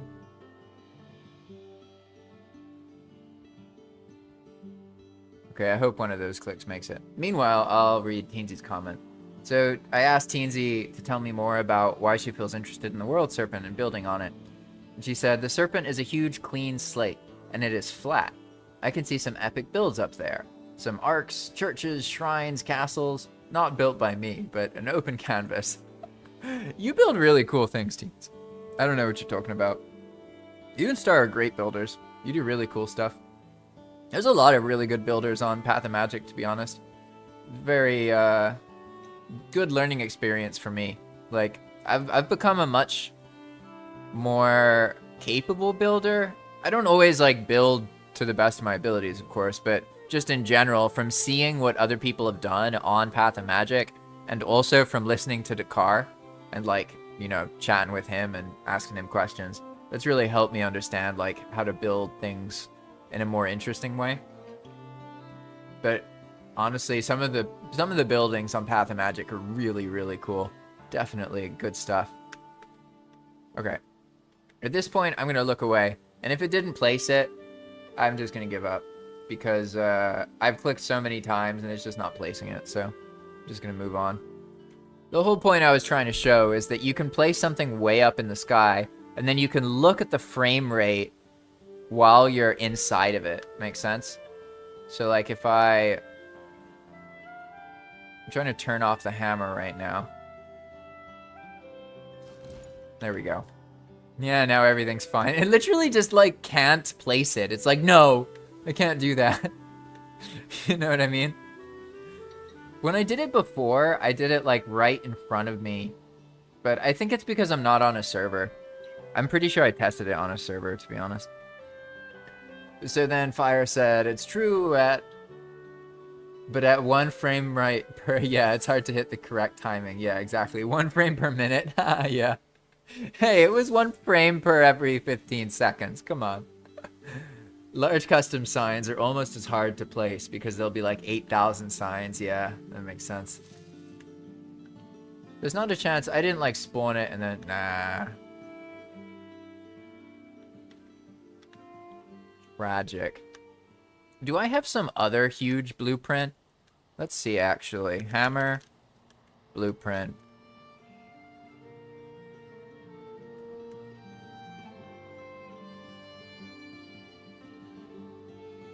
I'm trying to think if there is something really big.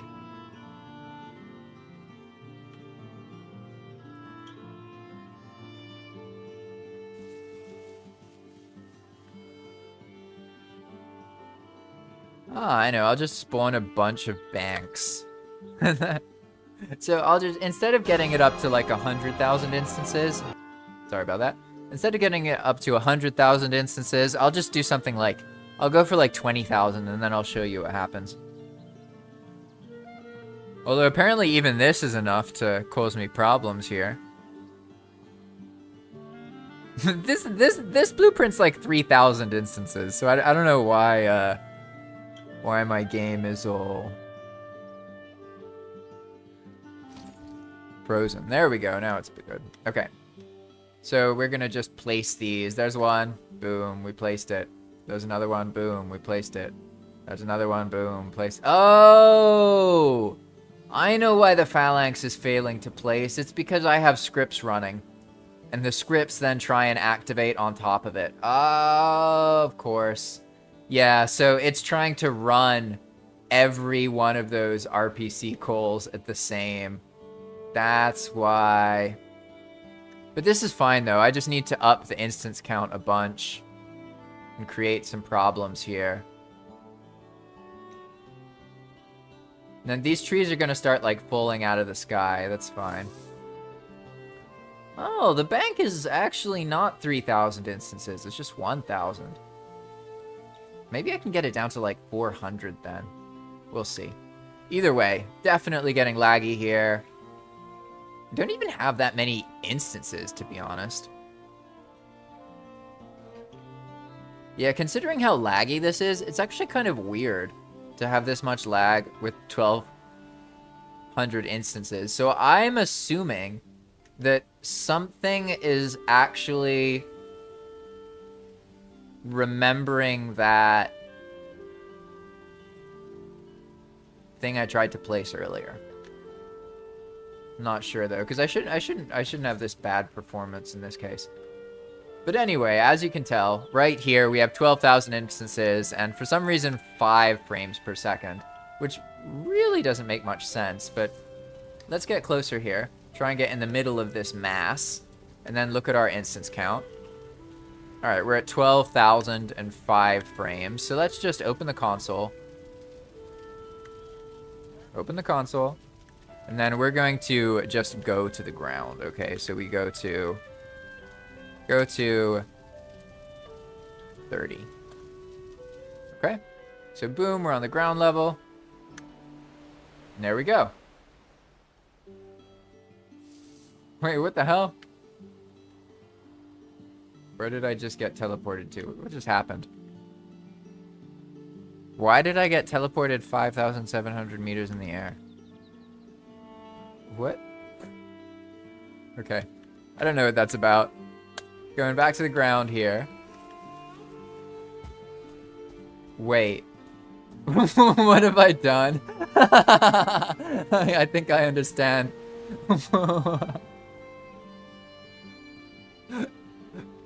That's right, because the Diverger banks are location proxies, aren't they? Yeah.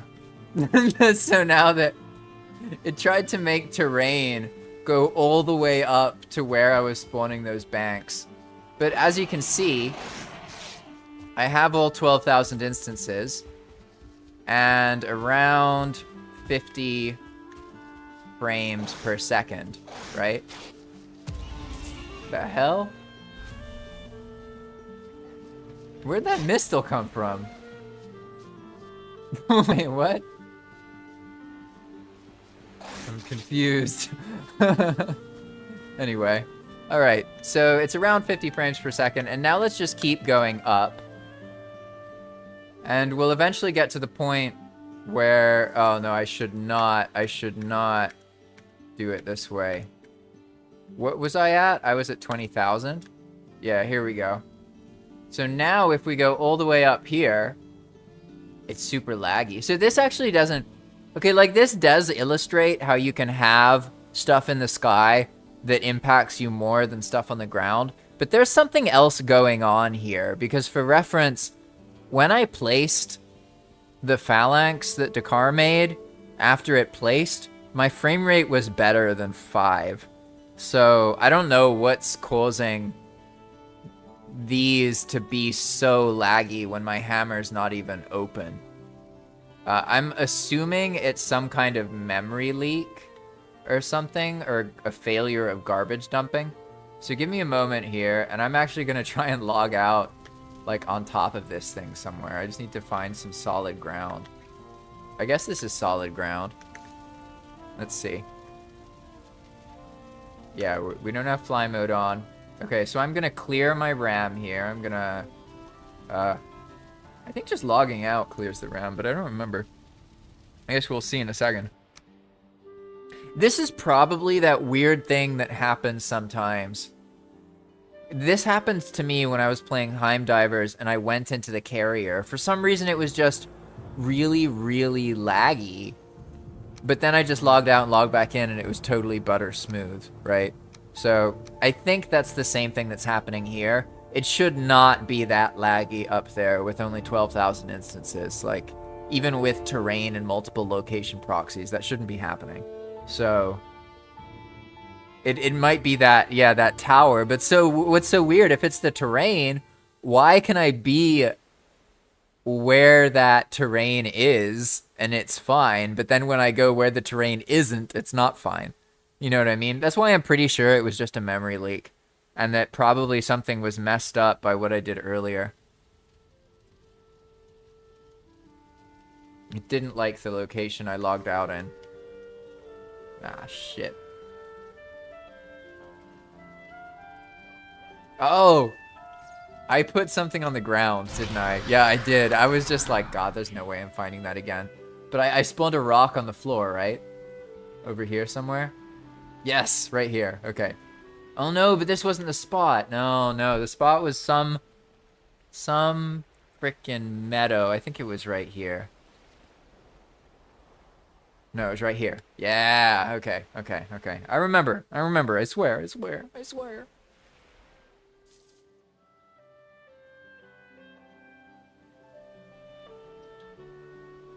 Now I'm just kind of curious. Like, I want to learn a bit about the engine. This seems like a good chance. Okay, there we go. So we're on the base. Yeah, and now I have like almost 60 frames per second. Yeah, so basically there was something lagging causing that to happen. But now to answer Fire's question, basically what happens, this won't go infinitely up. I think it goes up to like 4,000 or something, and then it just stops. There's actually a limit. I don't know where it is, but I've encountered the limit before by trying to spawn these like kind of ship things up in the sky, those construction ship things. Let's just do it in increments. So we're gonna go 1,000 up. Let's turn on debug mode here. Then we're gonna go 2,000 up. Now let's go 4,000. Ah, there we go. See, it stopped. So it looks like it's around 3,000. Oh no, it's less than that. It's around 2,000. Yeah, okay, so there's a top to this somewhere. Maybe it's 2,200? 2,000. Oh, nope. Forgot a zero. 2,600? 2,800? It looks like it keeps going up, but then I get to 3,000 and it's gone. What? What's up with that? That's kind of weird. Oh, maybe it hits the cloud line and vanishes. That happens sometimes. So it is actually there. It's just you can't see it above a certain amount. I have a feeling that's what's going on. So if we go to 2,900... Yeah, here we go. So now let's... Yeah, this is what's happening. Okay. Once you hit 3,000, it stops rendering all terrain. Let's see at our frame rate, though. Okay, so we have all of our instances. Nothing's being rendered. And we're at, like, you know, almost 60. Go down a little bit. The terrain pops in. And it basically has 0 effect on the FPS. Good to know, huh? But it is funny. So basically, this does go all the way up to the sky where those banks are. But you cannot see terrain above 3000 Y. It won't render. So that's why if I just go up a little bit, this whole thing vanishes. It's still there. It's just not rendered, right? But you can see me going up and down here does it doesn't matter. There's no jittering. There's no lag. So I would say that that means that terrain doesn't really impact performance that much. Because, I mean, this whole thing is blinking in and out of being rendered, right? And, like, it doesn't matter at all. Like, it literally doesn't matter. Like, maybe there's, like, a tiny dip in frame rate for a moment, maybe. But even then, like, we're talking about, like, 4 or 5 frames, so looks like it's fine, to be honest. But now let's see if I can get that lag on the bank level, right? Where was the bank? At 5,000? 10,000, maybe? I don't know where I put the bank, to be honest. How high was it? I guess I can go objects, count. No, objects, list, zone, verger. No, objects, list, verger, support. No, verger, mage, support, and then zone. Max distance. Okay. Oh, 20,000. Okay, I see. All right, so let's get closer. And now is the true moment of truth. Are we super laggy up here, or is everything fine? So Fire, if someone told you that terrain modifications impact performance, they're most likely from old school, like original Valheim, because when it first launched, it was terrain absolutely did impact performance in a big way. Whereas once Iron Gate reworked the terrain, that changed. And ever since then, terrain like kind of matters, but not enough for you to pay attention to it, to be honest. Hey Ulrich, welcome. Ulrich says, the most lag comes from the buzz frequency of the death skeetos. It disturbs the force. Yeah, I think you're right. Now, what's curious, though, is once I actually get up to these locations, it's incredibly laggy, which doesn't make sense. There must be something wrong with scripts. Like, maybe I have a script that's trying to run all the way up here. That might explain it, because it does not make sense that it's all laggy here. I guess I can try now. What I should try and do for all of our sakes is I should try and isolate the lag, right? Because if we can identify a specific prefab up here causing problems. First off, let's move out of the mountain. Ooh, it was all smooth for a second there.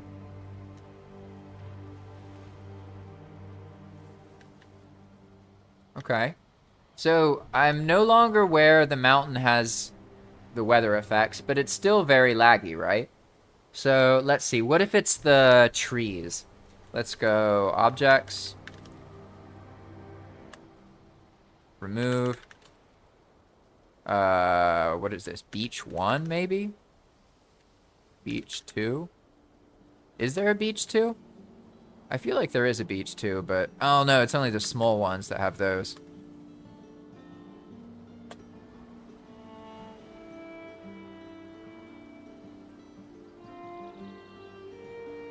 Let's see, it could be fire. It could be that I'm too high up, but we're about to see. So I just removed some beech trees. That did not matter. So let's see, what's going on here? What kind of trees are these oak trees? What are they?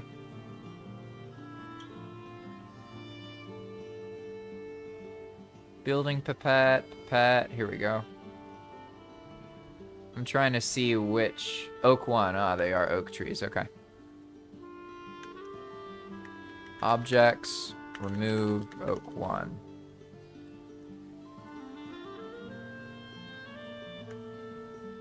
Okay, so as you can see, still very laggy up here, right? So I have a feeling it's not the trees. And basically, we're just going to keep removing prefabs until we notice an increase in frame rate. And probably we're going to figure out that there's a specific prefab causing these problems. So let's go with objects, remove, whoa. That's not how you spell objects. Objects, remove birch one. Okay, so all the trees are gone. Now we see all the banks. But there's 0 impact, so it wasn't the trees. Okay. So what do you all think it is? The next guess I would have is the diverger inside the bank.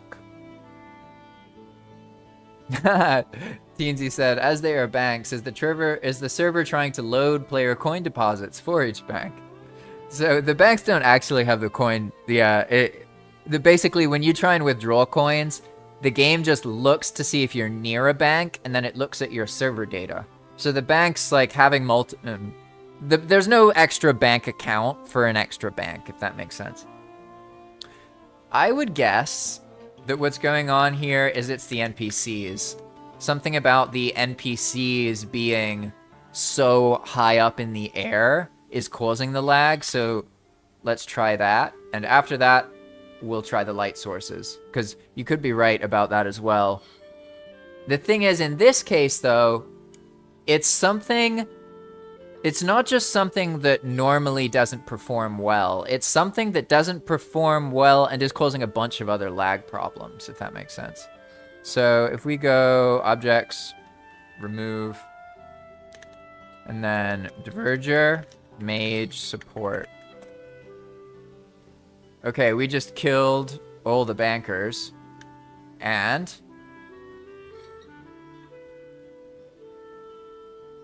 no change. Right? So let's see. What else do we have up here? It's so funny floating around these banks. Okay, what's going on? We got a bunch of these blue light sources, and then also some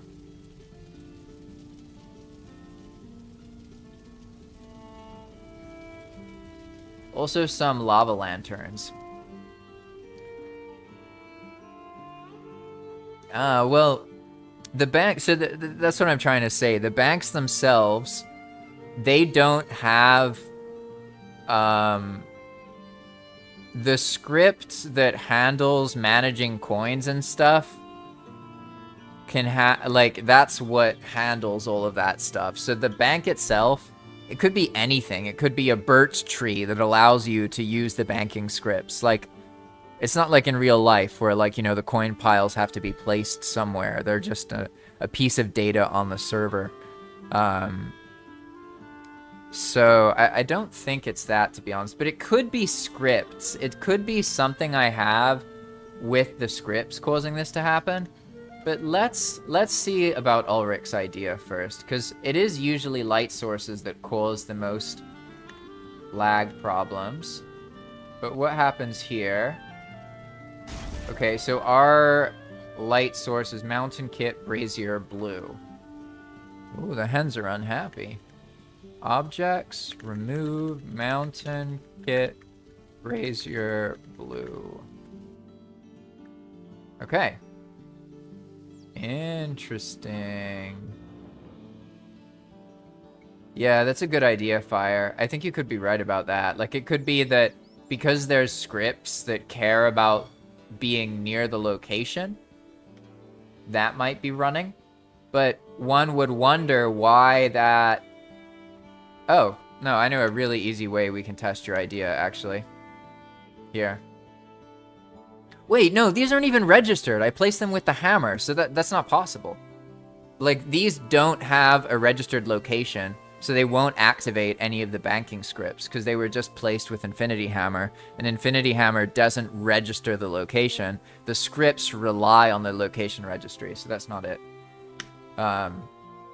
It wasn't the torches either. I should try placing a bunch of the banks just near each other on ground level. That's a good idea. Let's try deleting them with Infinity Hammer. And then I'll like replace it and see if that makes things crazy. I don't really know. I feel like there's a certain prefab causing the problem. But I'm not sure which prefab it could be. You know what I mean? Maybe it's the signs for some reason. You can see that our frame rate did go up a little bit.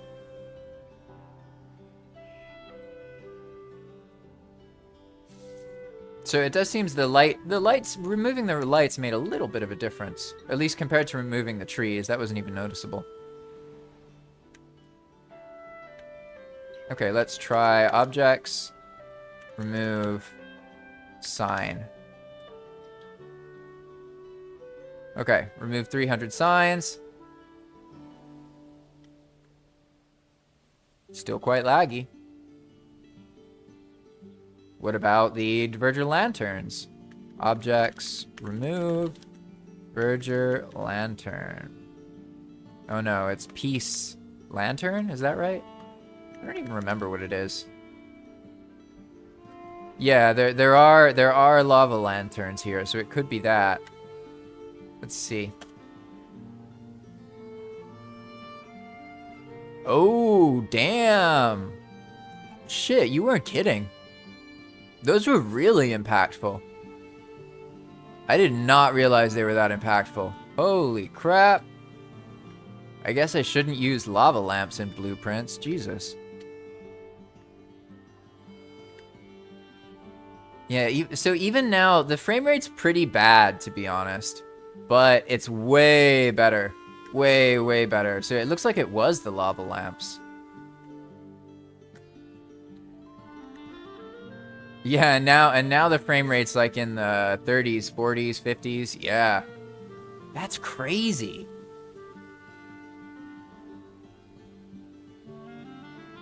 I mean, I knew that the light sources were performance impacting, but I didn't realize that the lava lanterns were that much worse. Did they have like actual physics for their lava blobs or something?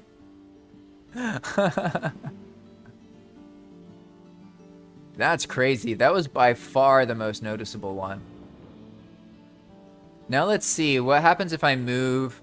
Like, to be honest, now I'm not even lagging enough to be able to notice the... I mean, obviously I have bad frame rate, right, when I move around.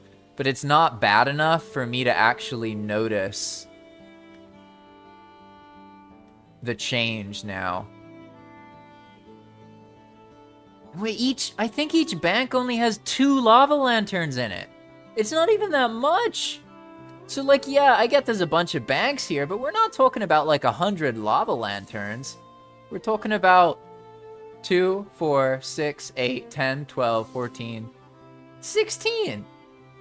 Is that for real? Can I just place 16 lava lanterns and then I'm gonna lag like crazy? Like, is it that simple? Let's see. I need to be able to place my stuff. Where are those lanterns? Okay, let's place 16 of them. 1, 2, 3, 4, 5, 6, 7, 8, 9, 10, 11, 12, 13, 14. You know what? I bet something about the lava lantern, it's getting placed with corrupted data. That's what's happening. Because look, I mean, I just placed a bunch of them. Oh no, it is down. Wow. They're that bad for performance? That's crazy. I had no idea. Don't get me wrong, like, logically, I can imagine why a lava lantern like this is bad for performance, right? But I didn't realize they were that bad for performance. And yeah, I think it explains, like, okay, so does that mean the more lava lanterns we have in the visual, then the more laggy it is?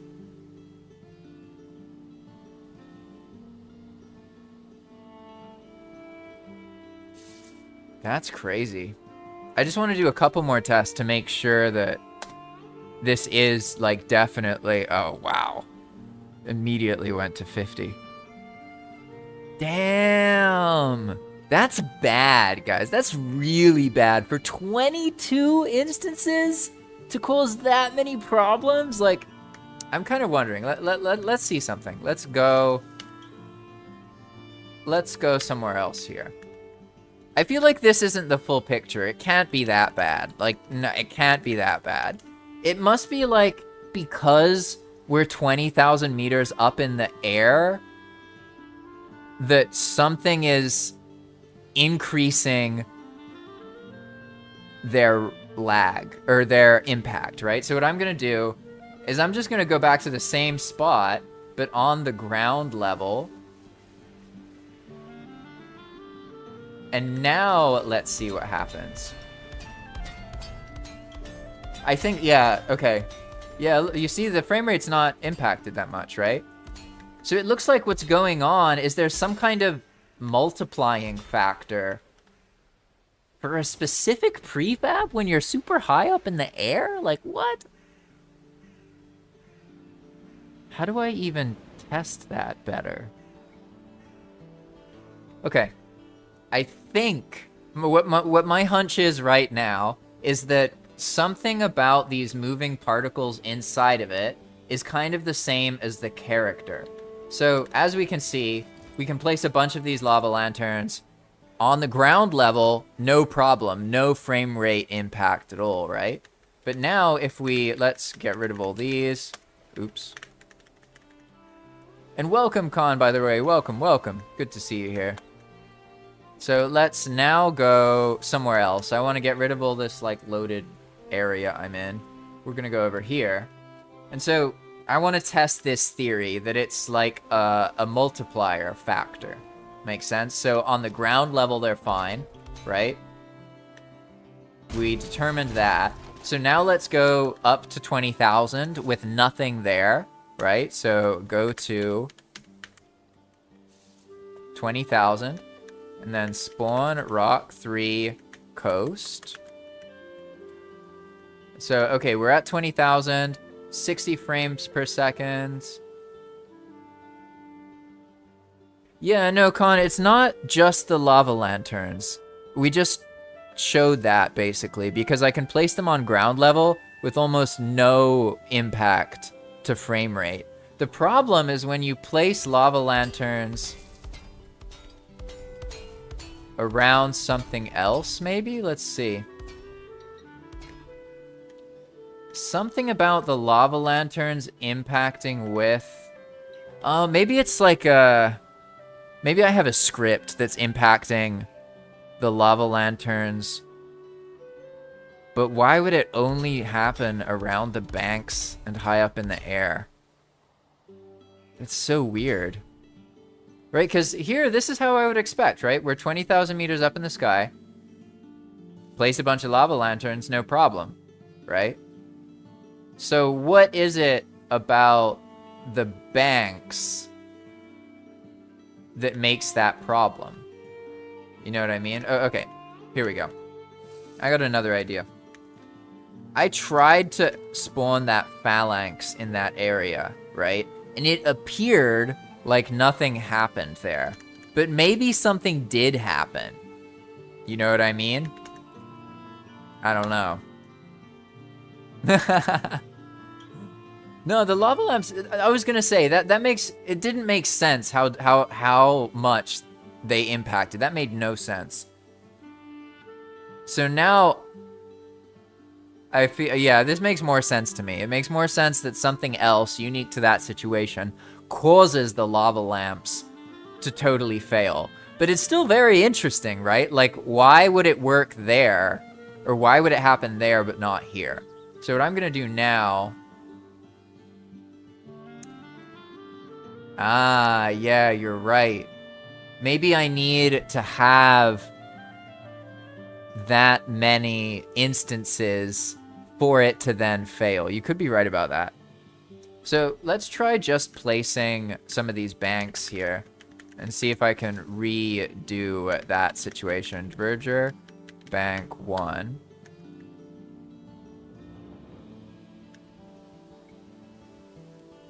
Huh. Why did that happen? Oh, no, not location. Whoops. Blueprint. There we go. Okay, so... let's just place 1.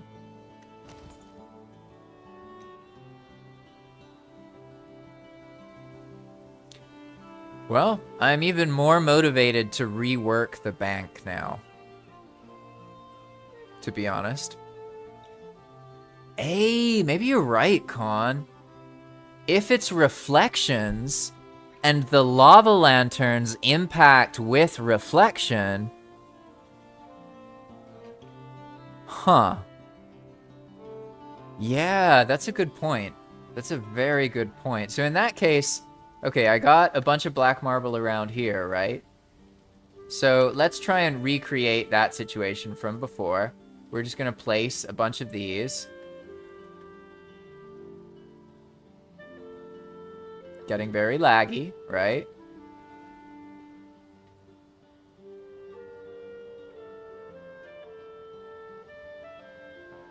Okay, and now I'm gonna go objects, remove birch 1, oak 1, beech 1. Okay, nice. Now we can look at it. And so we see frame rate successfully tanked, right? Very bad. Okay, good, good. And so it's the reflections. Okay, but before I jump the boat and assume it's just lava lanterns, why don't I also get rid of these diverger lanterns? Now that I'm super laggy, it makes it really obvious if something changes, right? We got our 5 frame rate here. So let's go objects, remove, piece, diverger. Okay, those are all removed. Now what?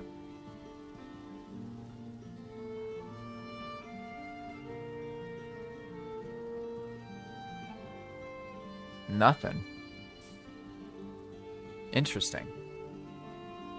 So my best guess so far is that it has to do with something unique to lava lanterns in combination with the reflections from the black marble. But I'm still not sure. So let's see. Let's go... Oh, I know what we can do. If that's true, we can remove all the black marble, and that's going to fix the frame rate, right? So let's go objects. Whoa, is it going to open up here? Oh, wait a second. I never thought to look at my log. Missing end view. I don't remember what that means. Ooh, the crystal. That's a good idea. Let's try removing the crystal. See if that does anything.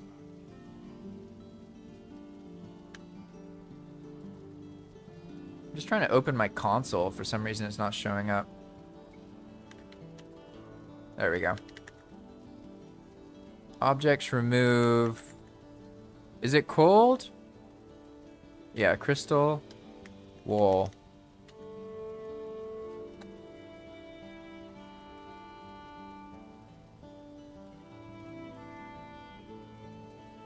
Let's see. 500 of them? Damn, that was a lot. And almost no change. Very interesting. Okay, well, now let's remove the black marble. Can I do it this way? Let's see. I don't remember if I can use... Can I do that in objects commands? I don't remember. This should remove every type of prefab that starts with black marble underscore.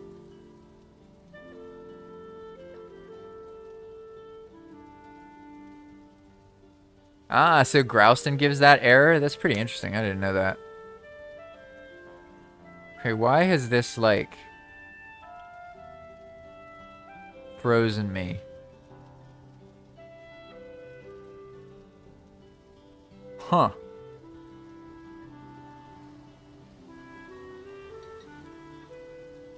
Yeah, so it looks like it's related to something to do with the black marble and the lava lamp interacting. That's the best guess we have so far. But what I should do next is spawn a bunch of these banks on ground level and see if the exact same thing happens. Because that would mean that it has nothing to do with the altitude, and it has something to do with interactions with the lava lamp, right? Whereas this...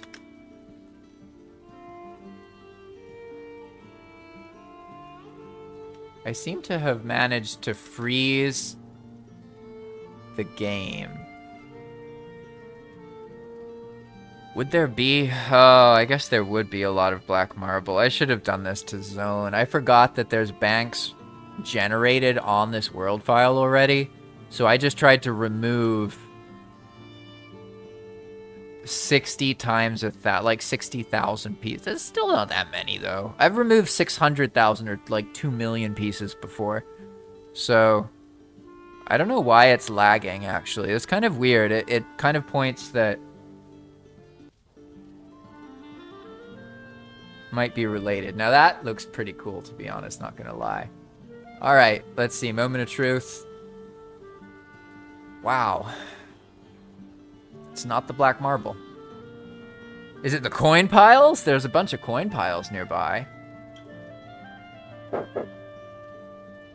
Also, to be honest, I should run this without any of the scripts, because I'm in Enigma mode right now, so it's completely possible that there's some kind of script interaction that's happening that's causing the lava lamps in this specific case to have problems.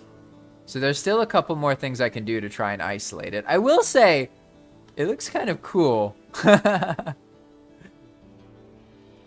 It wasn't the black marble, though. All right, let's remove the coin piles. I'll have my thing up here. Objects, remove. Treasure. No, what is it? Oh, yeah, duh. Might need to spell remove right. Treasure. Pile and treasure stack. Why is it so laggy when I remove things?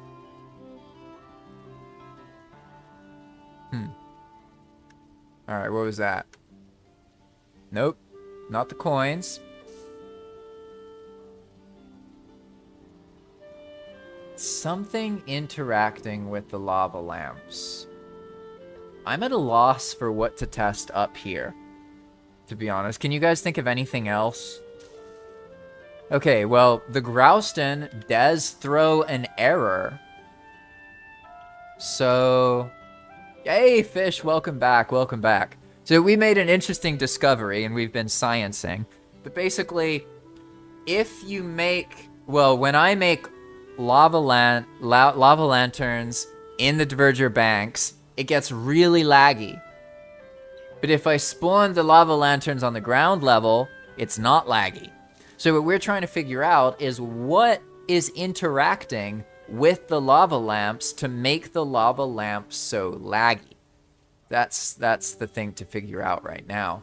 As you can see, I only have 6,000 instances and I have like 8 frames per second, right? So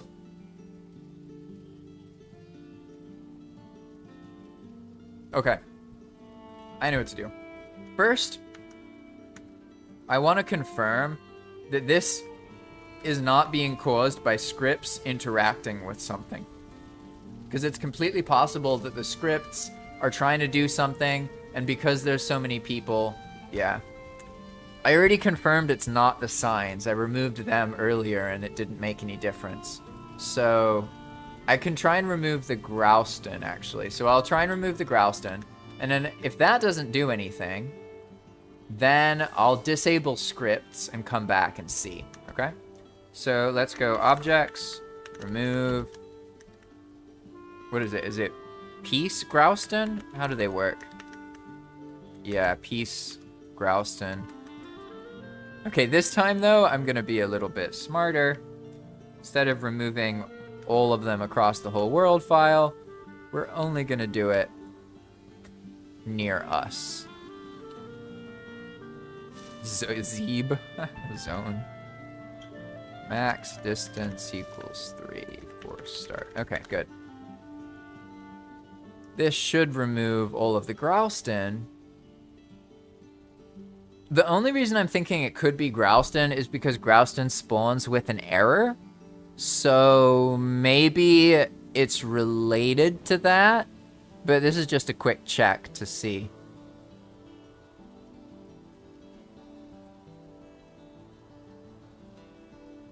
Right now, my best guess is that the lag is from scripts. Something is trying to handle the situation and it's causing problems. But now we've boiled it down a lot. Like, look at this. You know, we've taken away almost all the instances. There's only 1,700 here, but I still have a horrible frame rate, right? So yeah, it could be the Galder tables too. Well, the thing is, we know it's the lava lanterns. The thing is to figure out what interacts with the lava lanterns to make that happen. Make sense? So let's do this. This is what I'm gonna do. I'm gonna go over here and I'm going to get my position. Go to 1185, 2549, and then 2020. No, not 2000, 2020. There we go. Now I'm going to copy this. I'm going to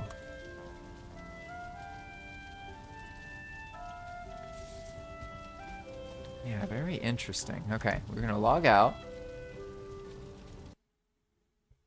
And so what I'm doing now is I'm going to disable Enigma Mode and make sure that it's not that.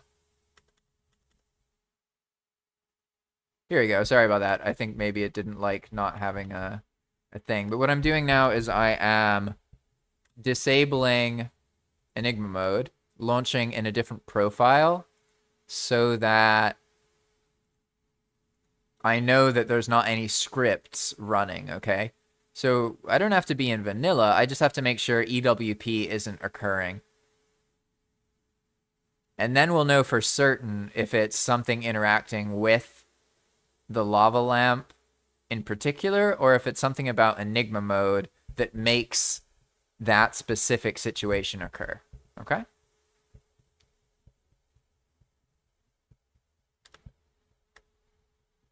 That's all good. Nice, nice. Okay, so now I can go back to here.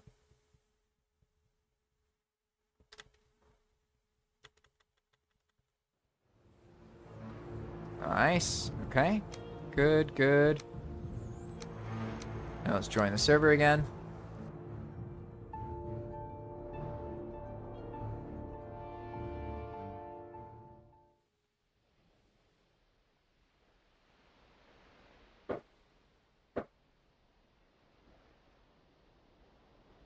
Dum ba dum ba dum. Now I can just fly and paste our thing from earlier.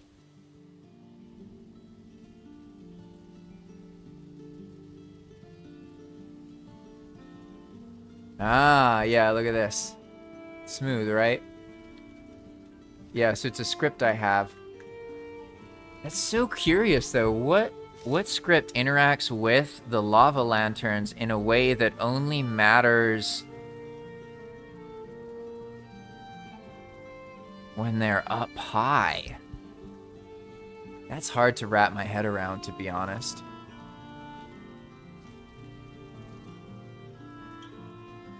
Let's see. Well, first things first. I did make a script no one ever uses for the lava lanterns, actually. But what's weird is why would they be laggy up high, but not down low? That's very bizarre. Definitely looks like that's the case, though. Let's make certain, though, because it is technically possible that what was causing the issue was, like, cleared by garbage dumping by leaving and coming back. So what I need to do now is fully recreate the circumstance.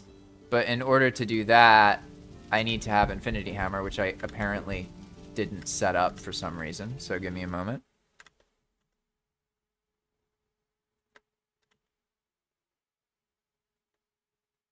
Bum, bum, bum, bum, bum.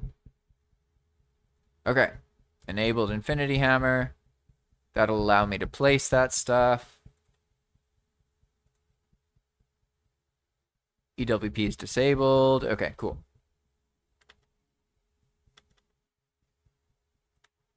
So here's the thing. I do have, okay, so if I look, for example, shouting.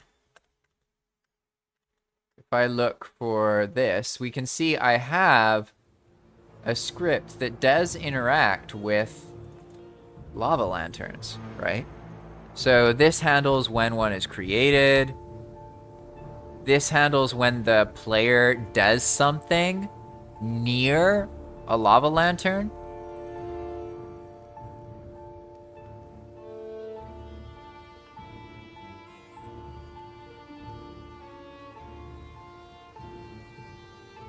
So weird, but none of these even use minimum Y. So why would this impact? Why would this have a different impact up high than down low? That doesn't make any sense.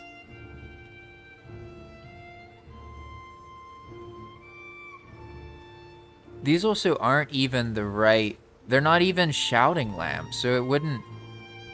Huh. Very odd. Very, very odd, to be honest. Ooh, wait, can you say that again, Fire? So what do you mean by if it's a time script, it runs from world center? Could you elaborate on that more? I have no idea what you mean by that, to be honest.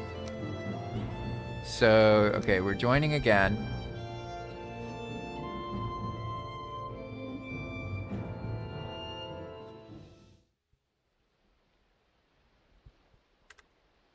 Then, yeah, now there's so many things I can do to check, basically. All right, here we go. Back in Valheim. Now we go to that spot.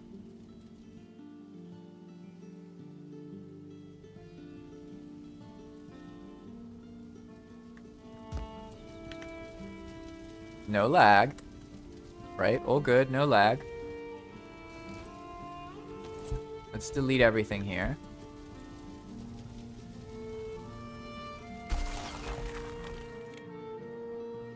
All good.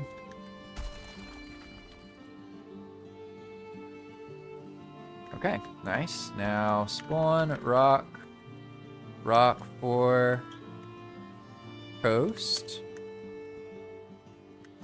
Now hammer, blueprint, Berger bank.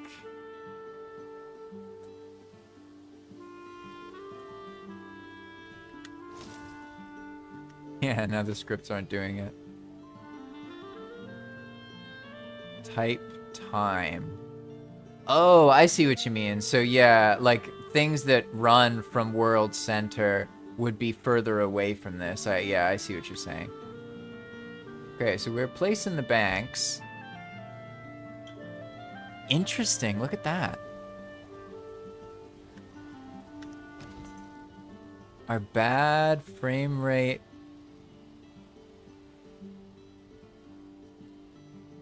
So,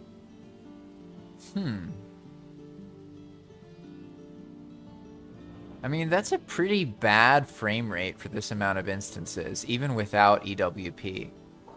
So now let's see, can I remove the lava lanterns and give myself 60 frames per second?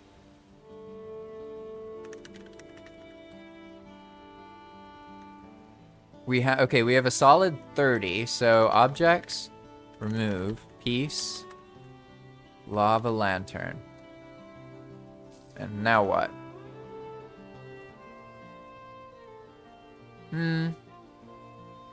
I mean, yeah, it gave us 10 frames per second. But that's not as much of a difference. I wouldn't confidently say that is why, although, I mean, that is quite noticeable. Let's see, if I remove all of these light sources, will that actually make a difference as well? Let's see. Castle kit, brazier. Oh no, it's blue? Blue. What's it called? No, it's mountain kit, isn't it? Mountain kit, brazier, blue. Yeah, there we go. Okay, now... not much of a difference. Interesting. Yeah, so the Unity log was racing because I destroyed objects and then they were falling and then getting re-teleported. But I fixed that by doing the remove drop. But so this is much more subtle. It's not very obvious. But even without the scripts, the lava lanterns themselves have quite a big impact. Let's see if I can just recreate it by building them normally up here. Because it seems that even without it... yeah, I think honestly the lava lanterns are a red herring. So they're making something that I've done obvious, or they're putting some other thing in, right? It could also be because of how I'm spawning things. I'm spawning things with custom data, right? So maybe it's related to that. But to be honest, I mean, look at this. I'm placing a bunch of these things, right? Nothing's happening. I can still, like, I mean, obviously it impacted my frame rate, right? But nowhere near as much.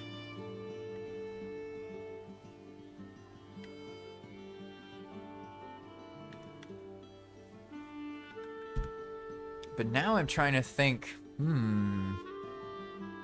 No, so everything placed at the moment is placed, like, normal, basically. It's not, I don't think I have invincibility on. Let me check, actually. Let's see.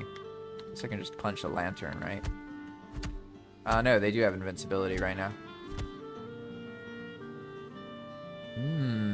Oh, yeah, maybe I wasn't doing that on the other one. Yeah, that's a good point.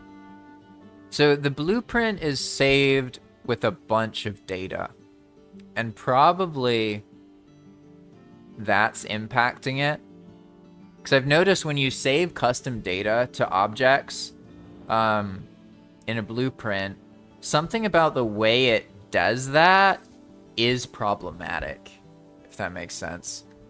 But now, I mean, there's like, yeah, fire. You don't want to tell them about all these lava lanterns, right?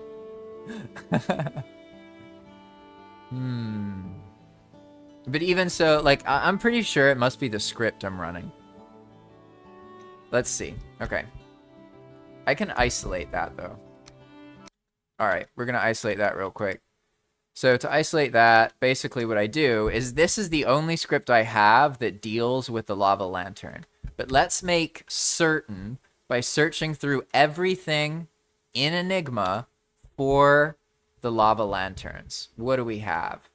We have trade shelf spawns lava lanterns. That's different. It doesn't actually interact with their creation or something, right?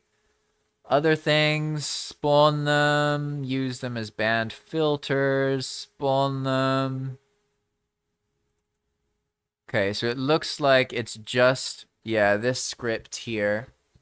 So basically, if this is the case, I can disable everything here.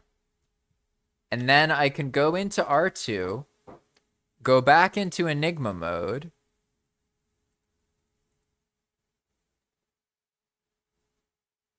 And latest Enigma here. Yeah, do that. And now I can launch it. And then I can flip this over.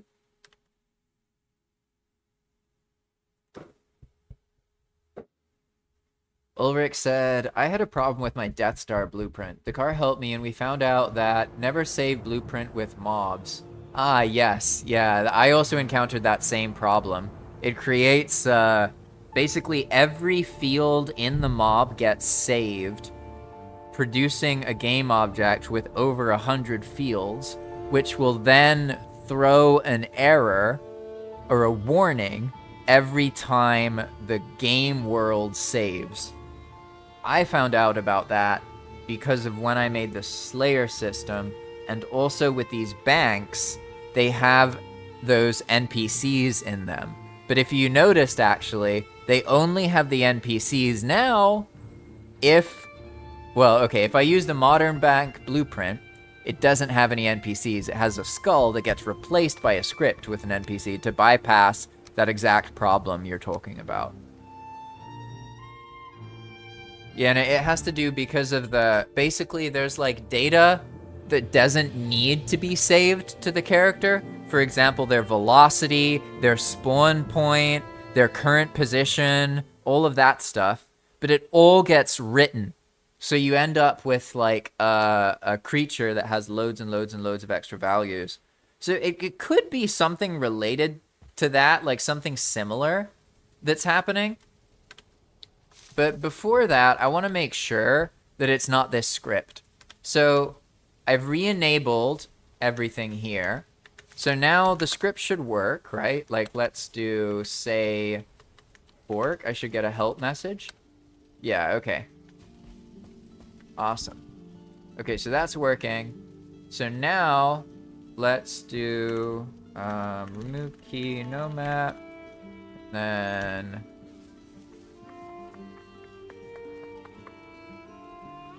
just go right here. Okay, so if it was the script that I just disabled, this time, when I place the blueprints, nothing's gonna really happen. It's gonna be like the same. And that will mean, with almost certainty, that something about the script that I just disabled is causing a problem. And I've actually noticed this kind of thing before, so it's not impossible. Definitely not impossible. Go to... Okay, we go 20,000 meters up in the sky. Bada boom, bada boom. Let's see here.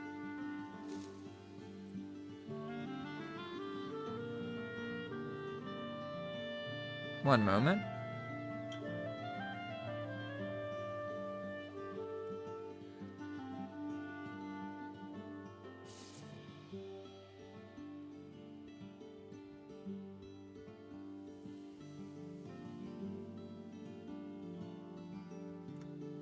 Okay. To redo this process, spawn our rock, spawn rock for coast. Nice. Now hammer.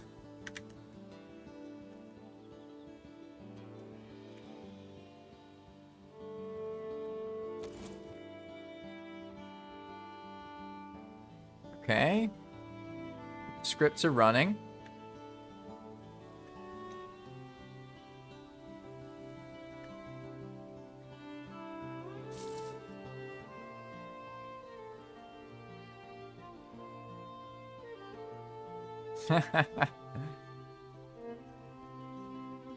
Okay, now objects, remove, birch 1, beech 1, oak 1. Nice, okay. So, how's it looking?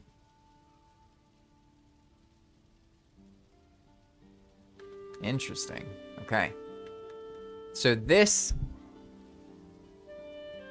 it looks like it was the script, but something, it seems like it's not just the script, because look at that frame rate. It's 30, right? And then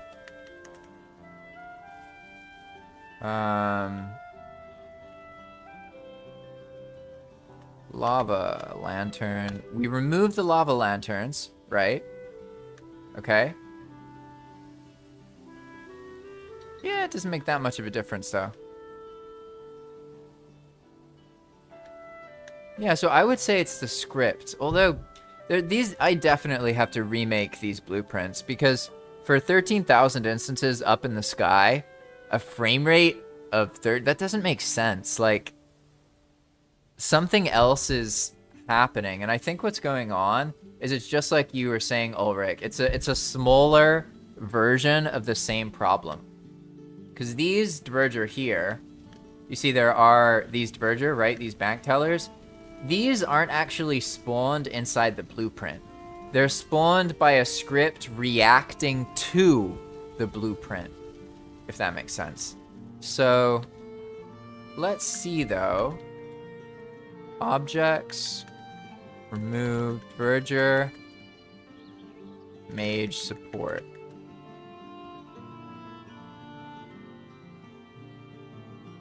Yeah, I'm barely dented the frame rate here. So yeah, that would be my theory. The best guess I have so far is, one, I had a script that was making the lava lanterns have a very heavy impact on performance. But that alone doesn't explain why I only have 30 something frames. Because I know 13,000 instances, I mean, that's not nothing, but that's not enough to take the computer down to 37 frames per second. Something is wrong here that's causing that to happen. So let's isolate this properly. In order to do that, I need to make sure that what I'm experiencing right now isn't just like RAM leak stuff. So I need to log out and then log back in. And that'll clear whatever, it'll run garbage collection because I did that essentially. Or like that's how you make a garbage collection. So that's happened.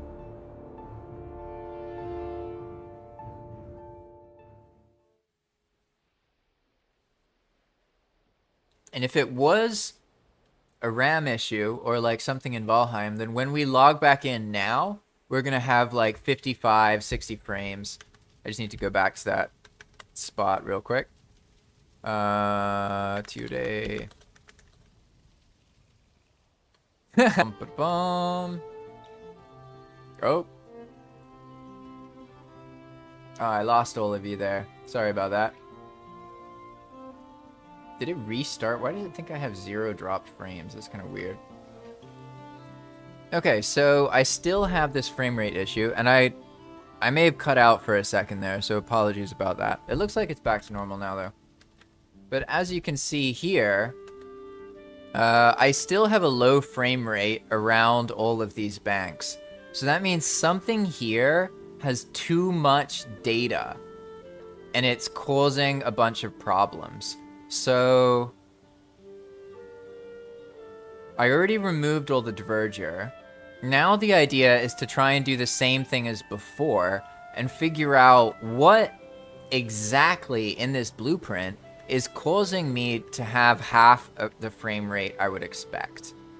Let's just take a look inside. Okay, there's signs. There are a lot of signs. the Galder table, the black marble, Grouston. Okay, first, let's actually see what instances are here. We're going to use objects, count, zone, max distance equals 1. Oh no, sorry, objects, list. No, count, not counts. Okay? This gives us a list of everything. And so now we'll see which piece has the most instances. So the Grouston stuff, we got a couple thousand different Grouston pieces. Lots of the trim, the Grouston trim. And then like 2,000 black marble. So the Grouston and the black marble account for the majority. Okay, so in that situation, we can look at this. We see our frame rate. It's like 30 something. 14,000 instances. Okay, so now let's go objects. Remove Grouston. No, piece. Grouston. Like this. And then also piece black marble. Black marble. Like that. Okay? And then I think also just black marble like that. That will also do it. Boom, boom, boom, and then zone, max distance equals 2. Okay, the current theory I have is that the blueprint is adding a lot of data to every piece, so you end up with one instance that has the same impact as 5 or 6 normal instances, because there's so much data added to it, okay? So if that's the case, removing most of these instances, because this will be most of the scene, should have a significant impact in our frame rate. If this doesn't give us a solid impact in frame rate, then probably it's one of those individual pieces, right? So let's see. I've run it. Now we got to wait a little bit.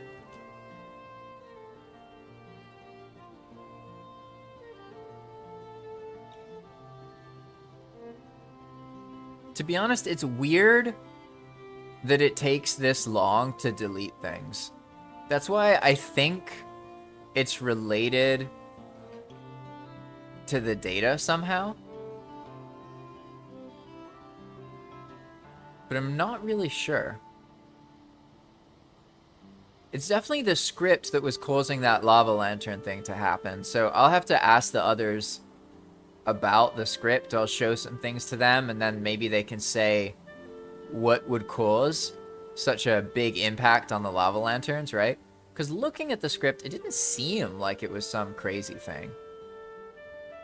But now I feel pretty confident that it's these pieces, actually, because it's taking so long to actually remove them. Which indicates that that might actually be the cause of it. Because generally, piece removal should be really fast. It's not very complicated. So that would be my best guess. But I guess we'll see. I'll be proven wrong in a moment. Doing this should remove, like 9,000 instances or so? Something like that. Let's see. We'll see what happens, right?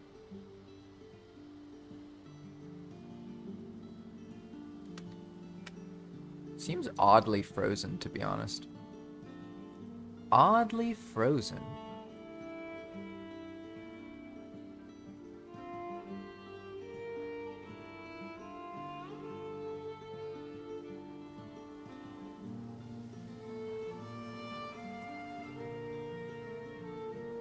Oh, what's going on? Oh, okay, it worked. And now what do we have? Hey! Now look at this. Almost perfect frame rate. Okay. Yeah, I think I get it now. So let me show you this real quick. I think I understand what's happening. Oh man. Oh, that means basically I need to redo all of Oh no, so Tatsumi, this time I limited it. So it only occurs in the zone I'm in and the next two adjacent zones. So because of how long it took to remove those 10,000 instances, yeah, basically the blueprint has extra data on those instances, which results in the instances counting as if they are 10 or 15 of them, if that makes sense. That's definitely what's happening. I'm quite confident now. Because basically, when... How do I explain this without being too intense? Okay. I need to show you real quick. So let's actually look at the blueprint and... Oh no. Let's visualize it. Okay? I'm going to show you. I'm just going to spawn another one of them, right? So let's go over here. And we're going to go here. Spawn, skull 1. Hammer, blueprint. Verger, bank 1. Okay, now we look at that and we place it. Okay, does all of that. Does all of that. Makes the blacksmith thing. Now, of course, I'm stuck. It's okay.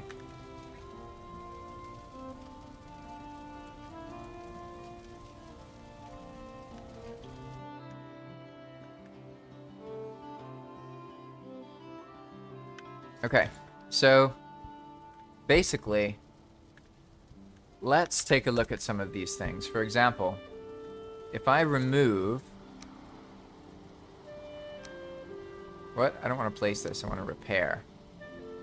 No. There we go. If I remove this... Oh no, I have Infinity Hammer that's overriding it. Ah, so many different things. Okay, but basically, each piece here is part of a blueprint that gets spawned into the world. It has to have protections so that players don't just disassemble the place, right? So you need data that offsets the items that it spawns. You also need to make it invincible. And it looks like by using custom data in the blueprint, basically it adds too much data and it's bad for performance.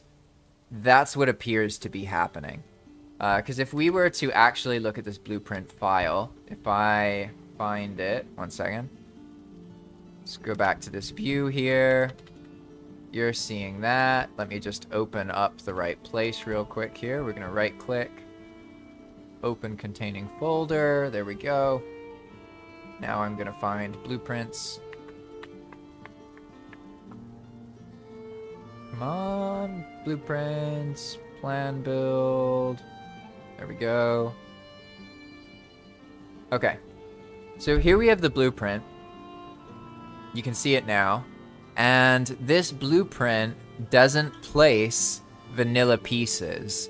It places pieces with data already applied to them. And it appears that if you do that, the result is a badly optimized piece with extra data. Let's do one.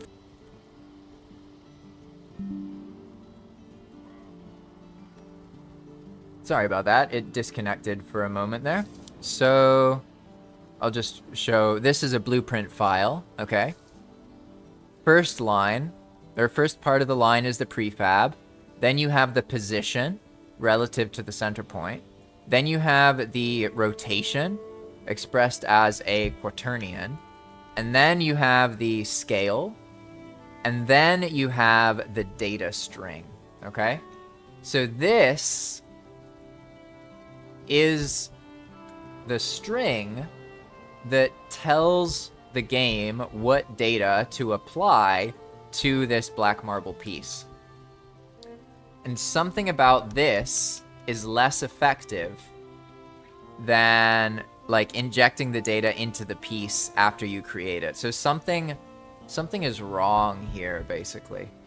Let me open up a tool real quick that lets me parse the string and see what it contains.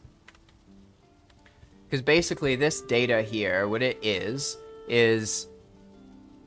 Player, if it gets destroyed, it doesn't drop anything the player can loot, and also it's invincible. Okay?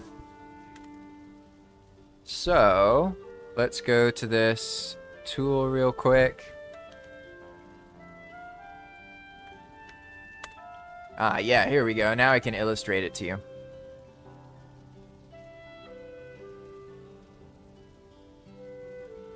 Oh.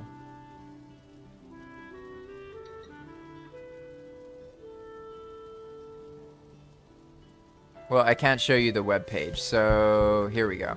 Okay. So let's go, I'll just do it this way. I'll just make a new thing here. Okay.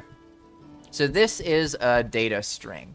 I can zoom in a bunch. This looks like a bunch of crazy nonsense. I think this is called like raw 64, base 64, something like that. What this actually means is this, okay? So this doesn't look like a whole bunch of extra data to me, but it looks like it is too much, essentially. Because the pieces normally shouldn't have that extreme of an impact. I should be able to have like 14,000 instances and still have like 50 frames per second. When I don't, that means something isn't optimized properly. So now it's a matter of figuring out how different these pieces are. So what we're going to do is we're going to data dump and compare a freshly built piece, obviously with Infinity Hammer, right? Compared to the spawned pieces. And then I'm going to see if it's doing what I expect, right? So what we want is this. We have these values. There's some things I could remove, right? Like I could be able to get rid of the support value. I could get rid of the ability to repair that piece. That string doesn't matter.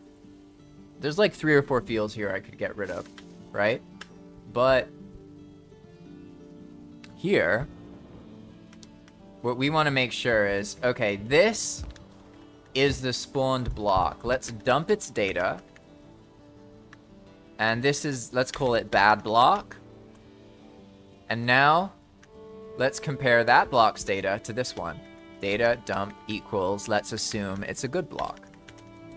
If this isn't a solid lead, then that means that... Oh, wait, sorry, I didn't flip. There we go. If this...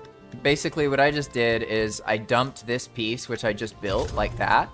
And then I dumped this piece, which is part of the blueprint. So now I'm going to compare the dumps and see if the blueprint, in practice, is adding extra data. Okay? So now we flip. Go back to Sublime. And I need to go into the data YAML. Now I scroll to the bottom here, and we're going to look for the good and the bad piece here. Alright, so our good block has all these fields, okay?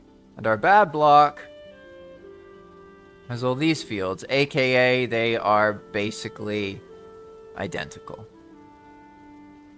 to be honest.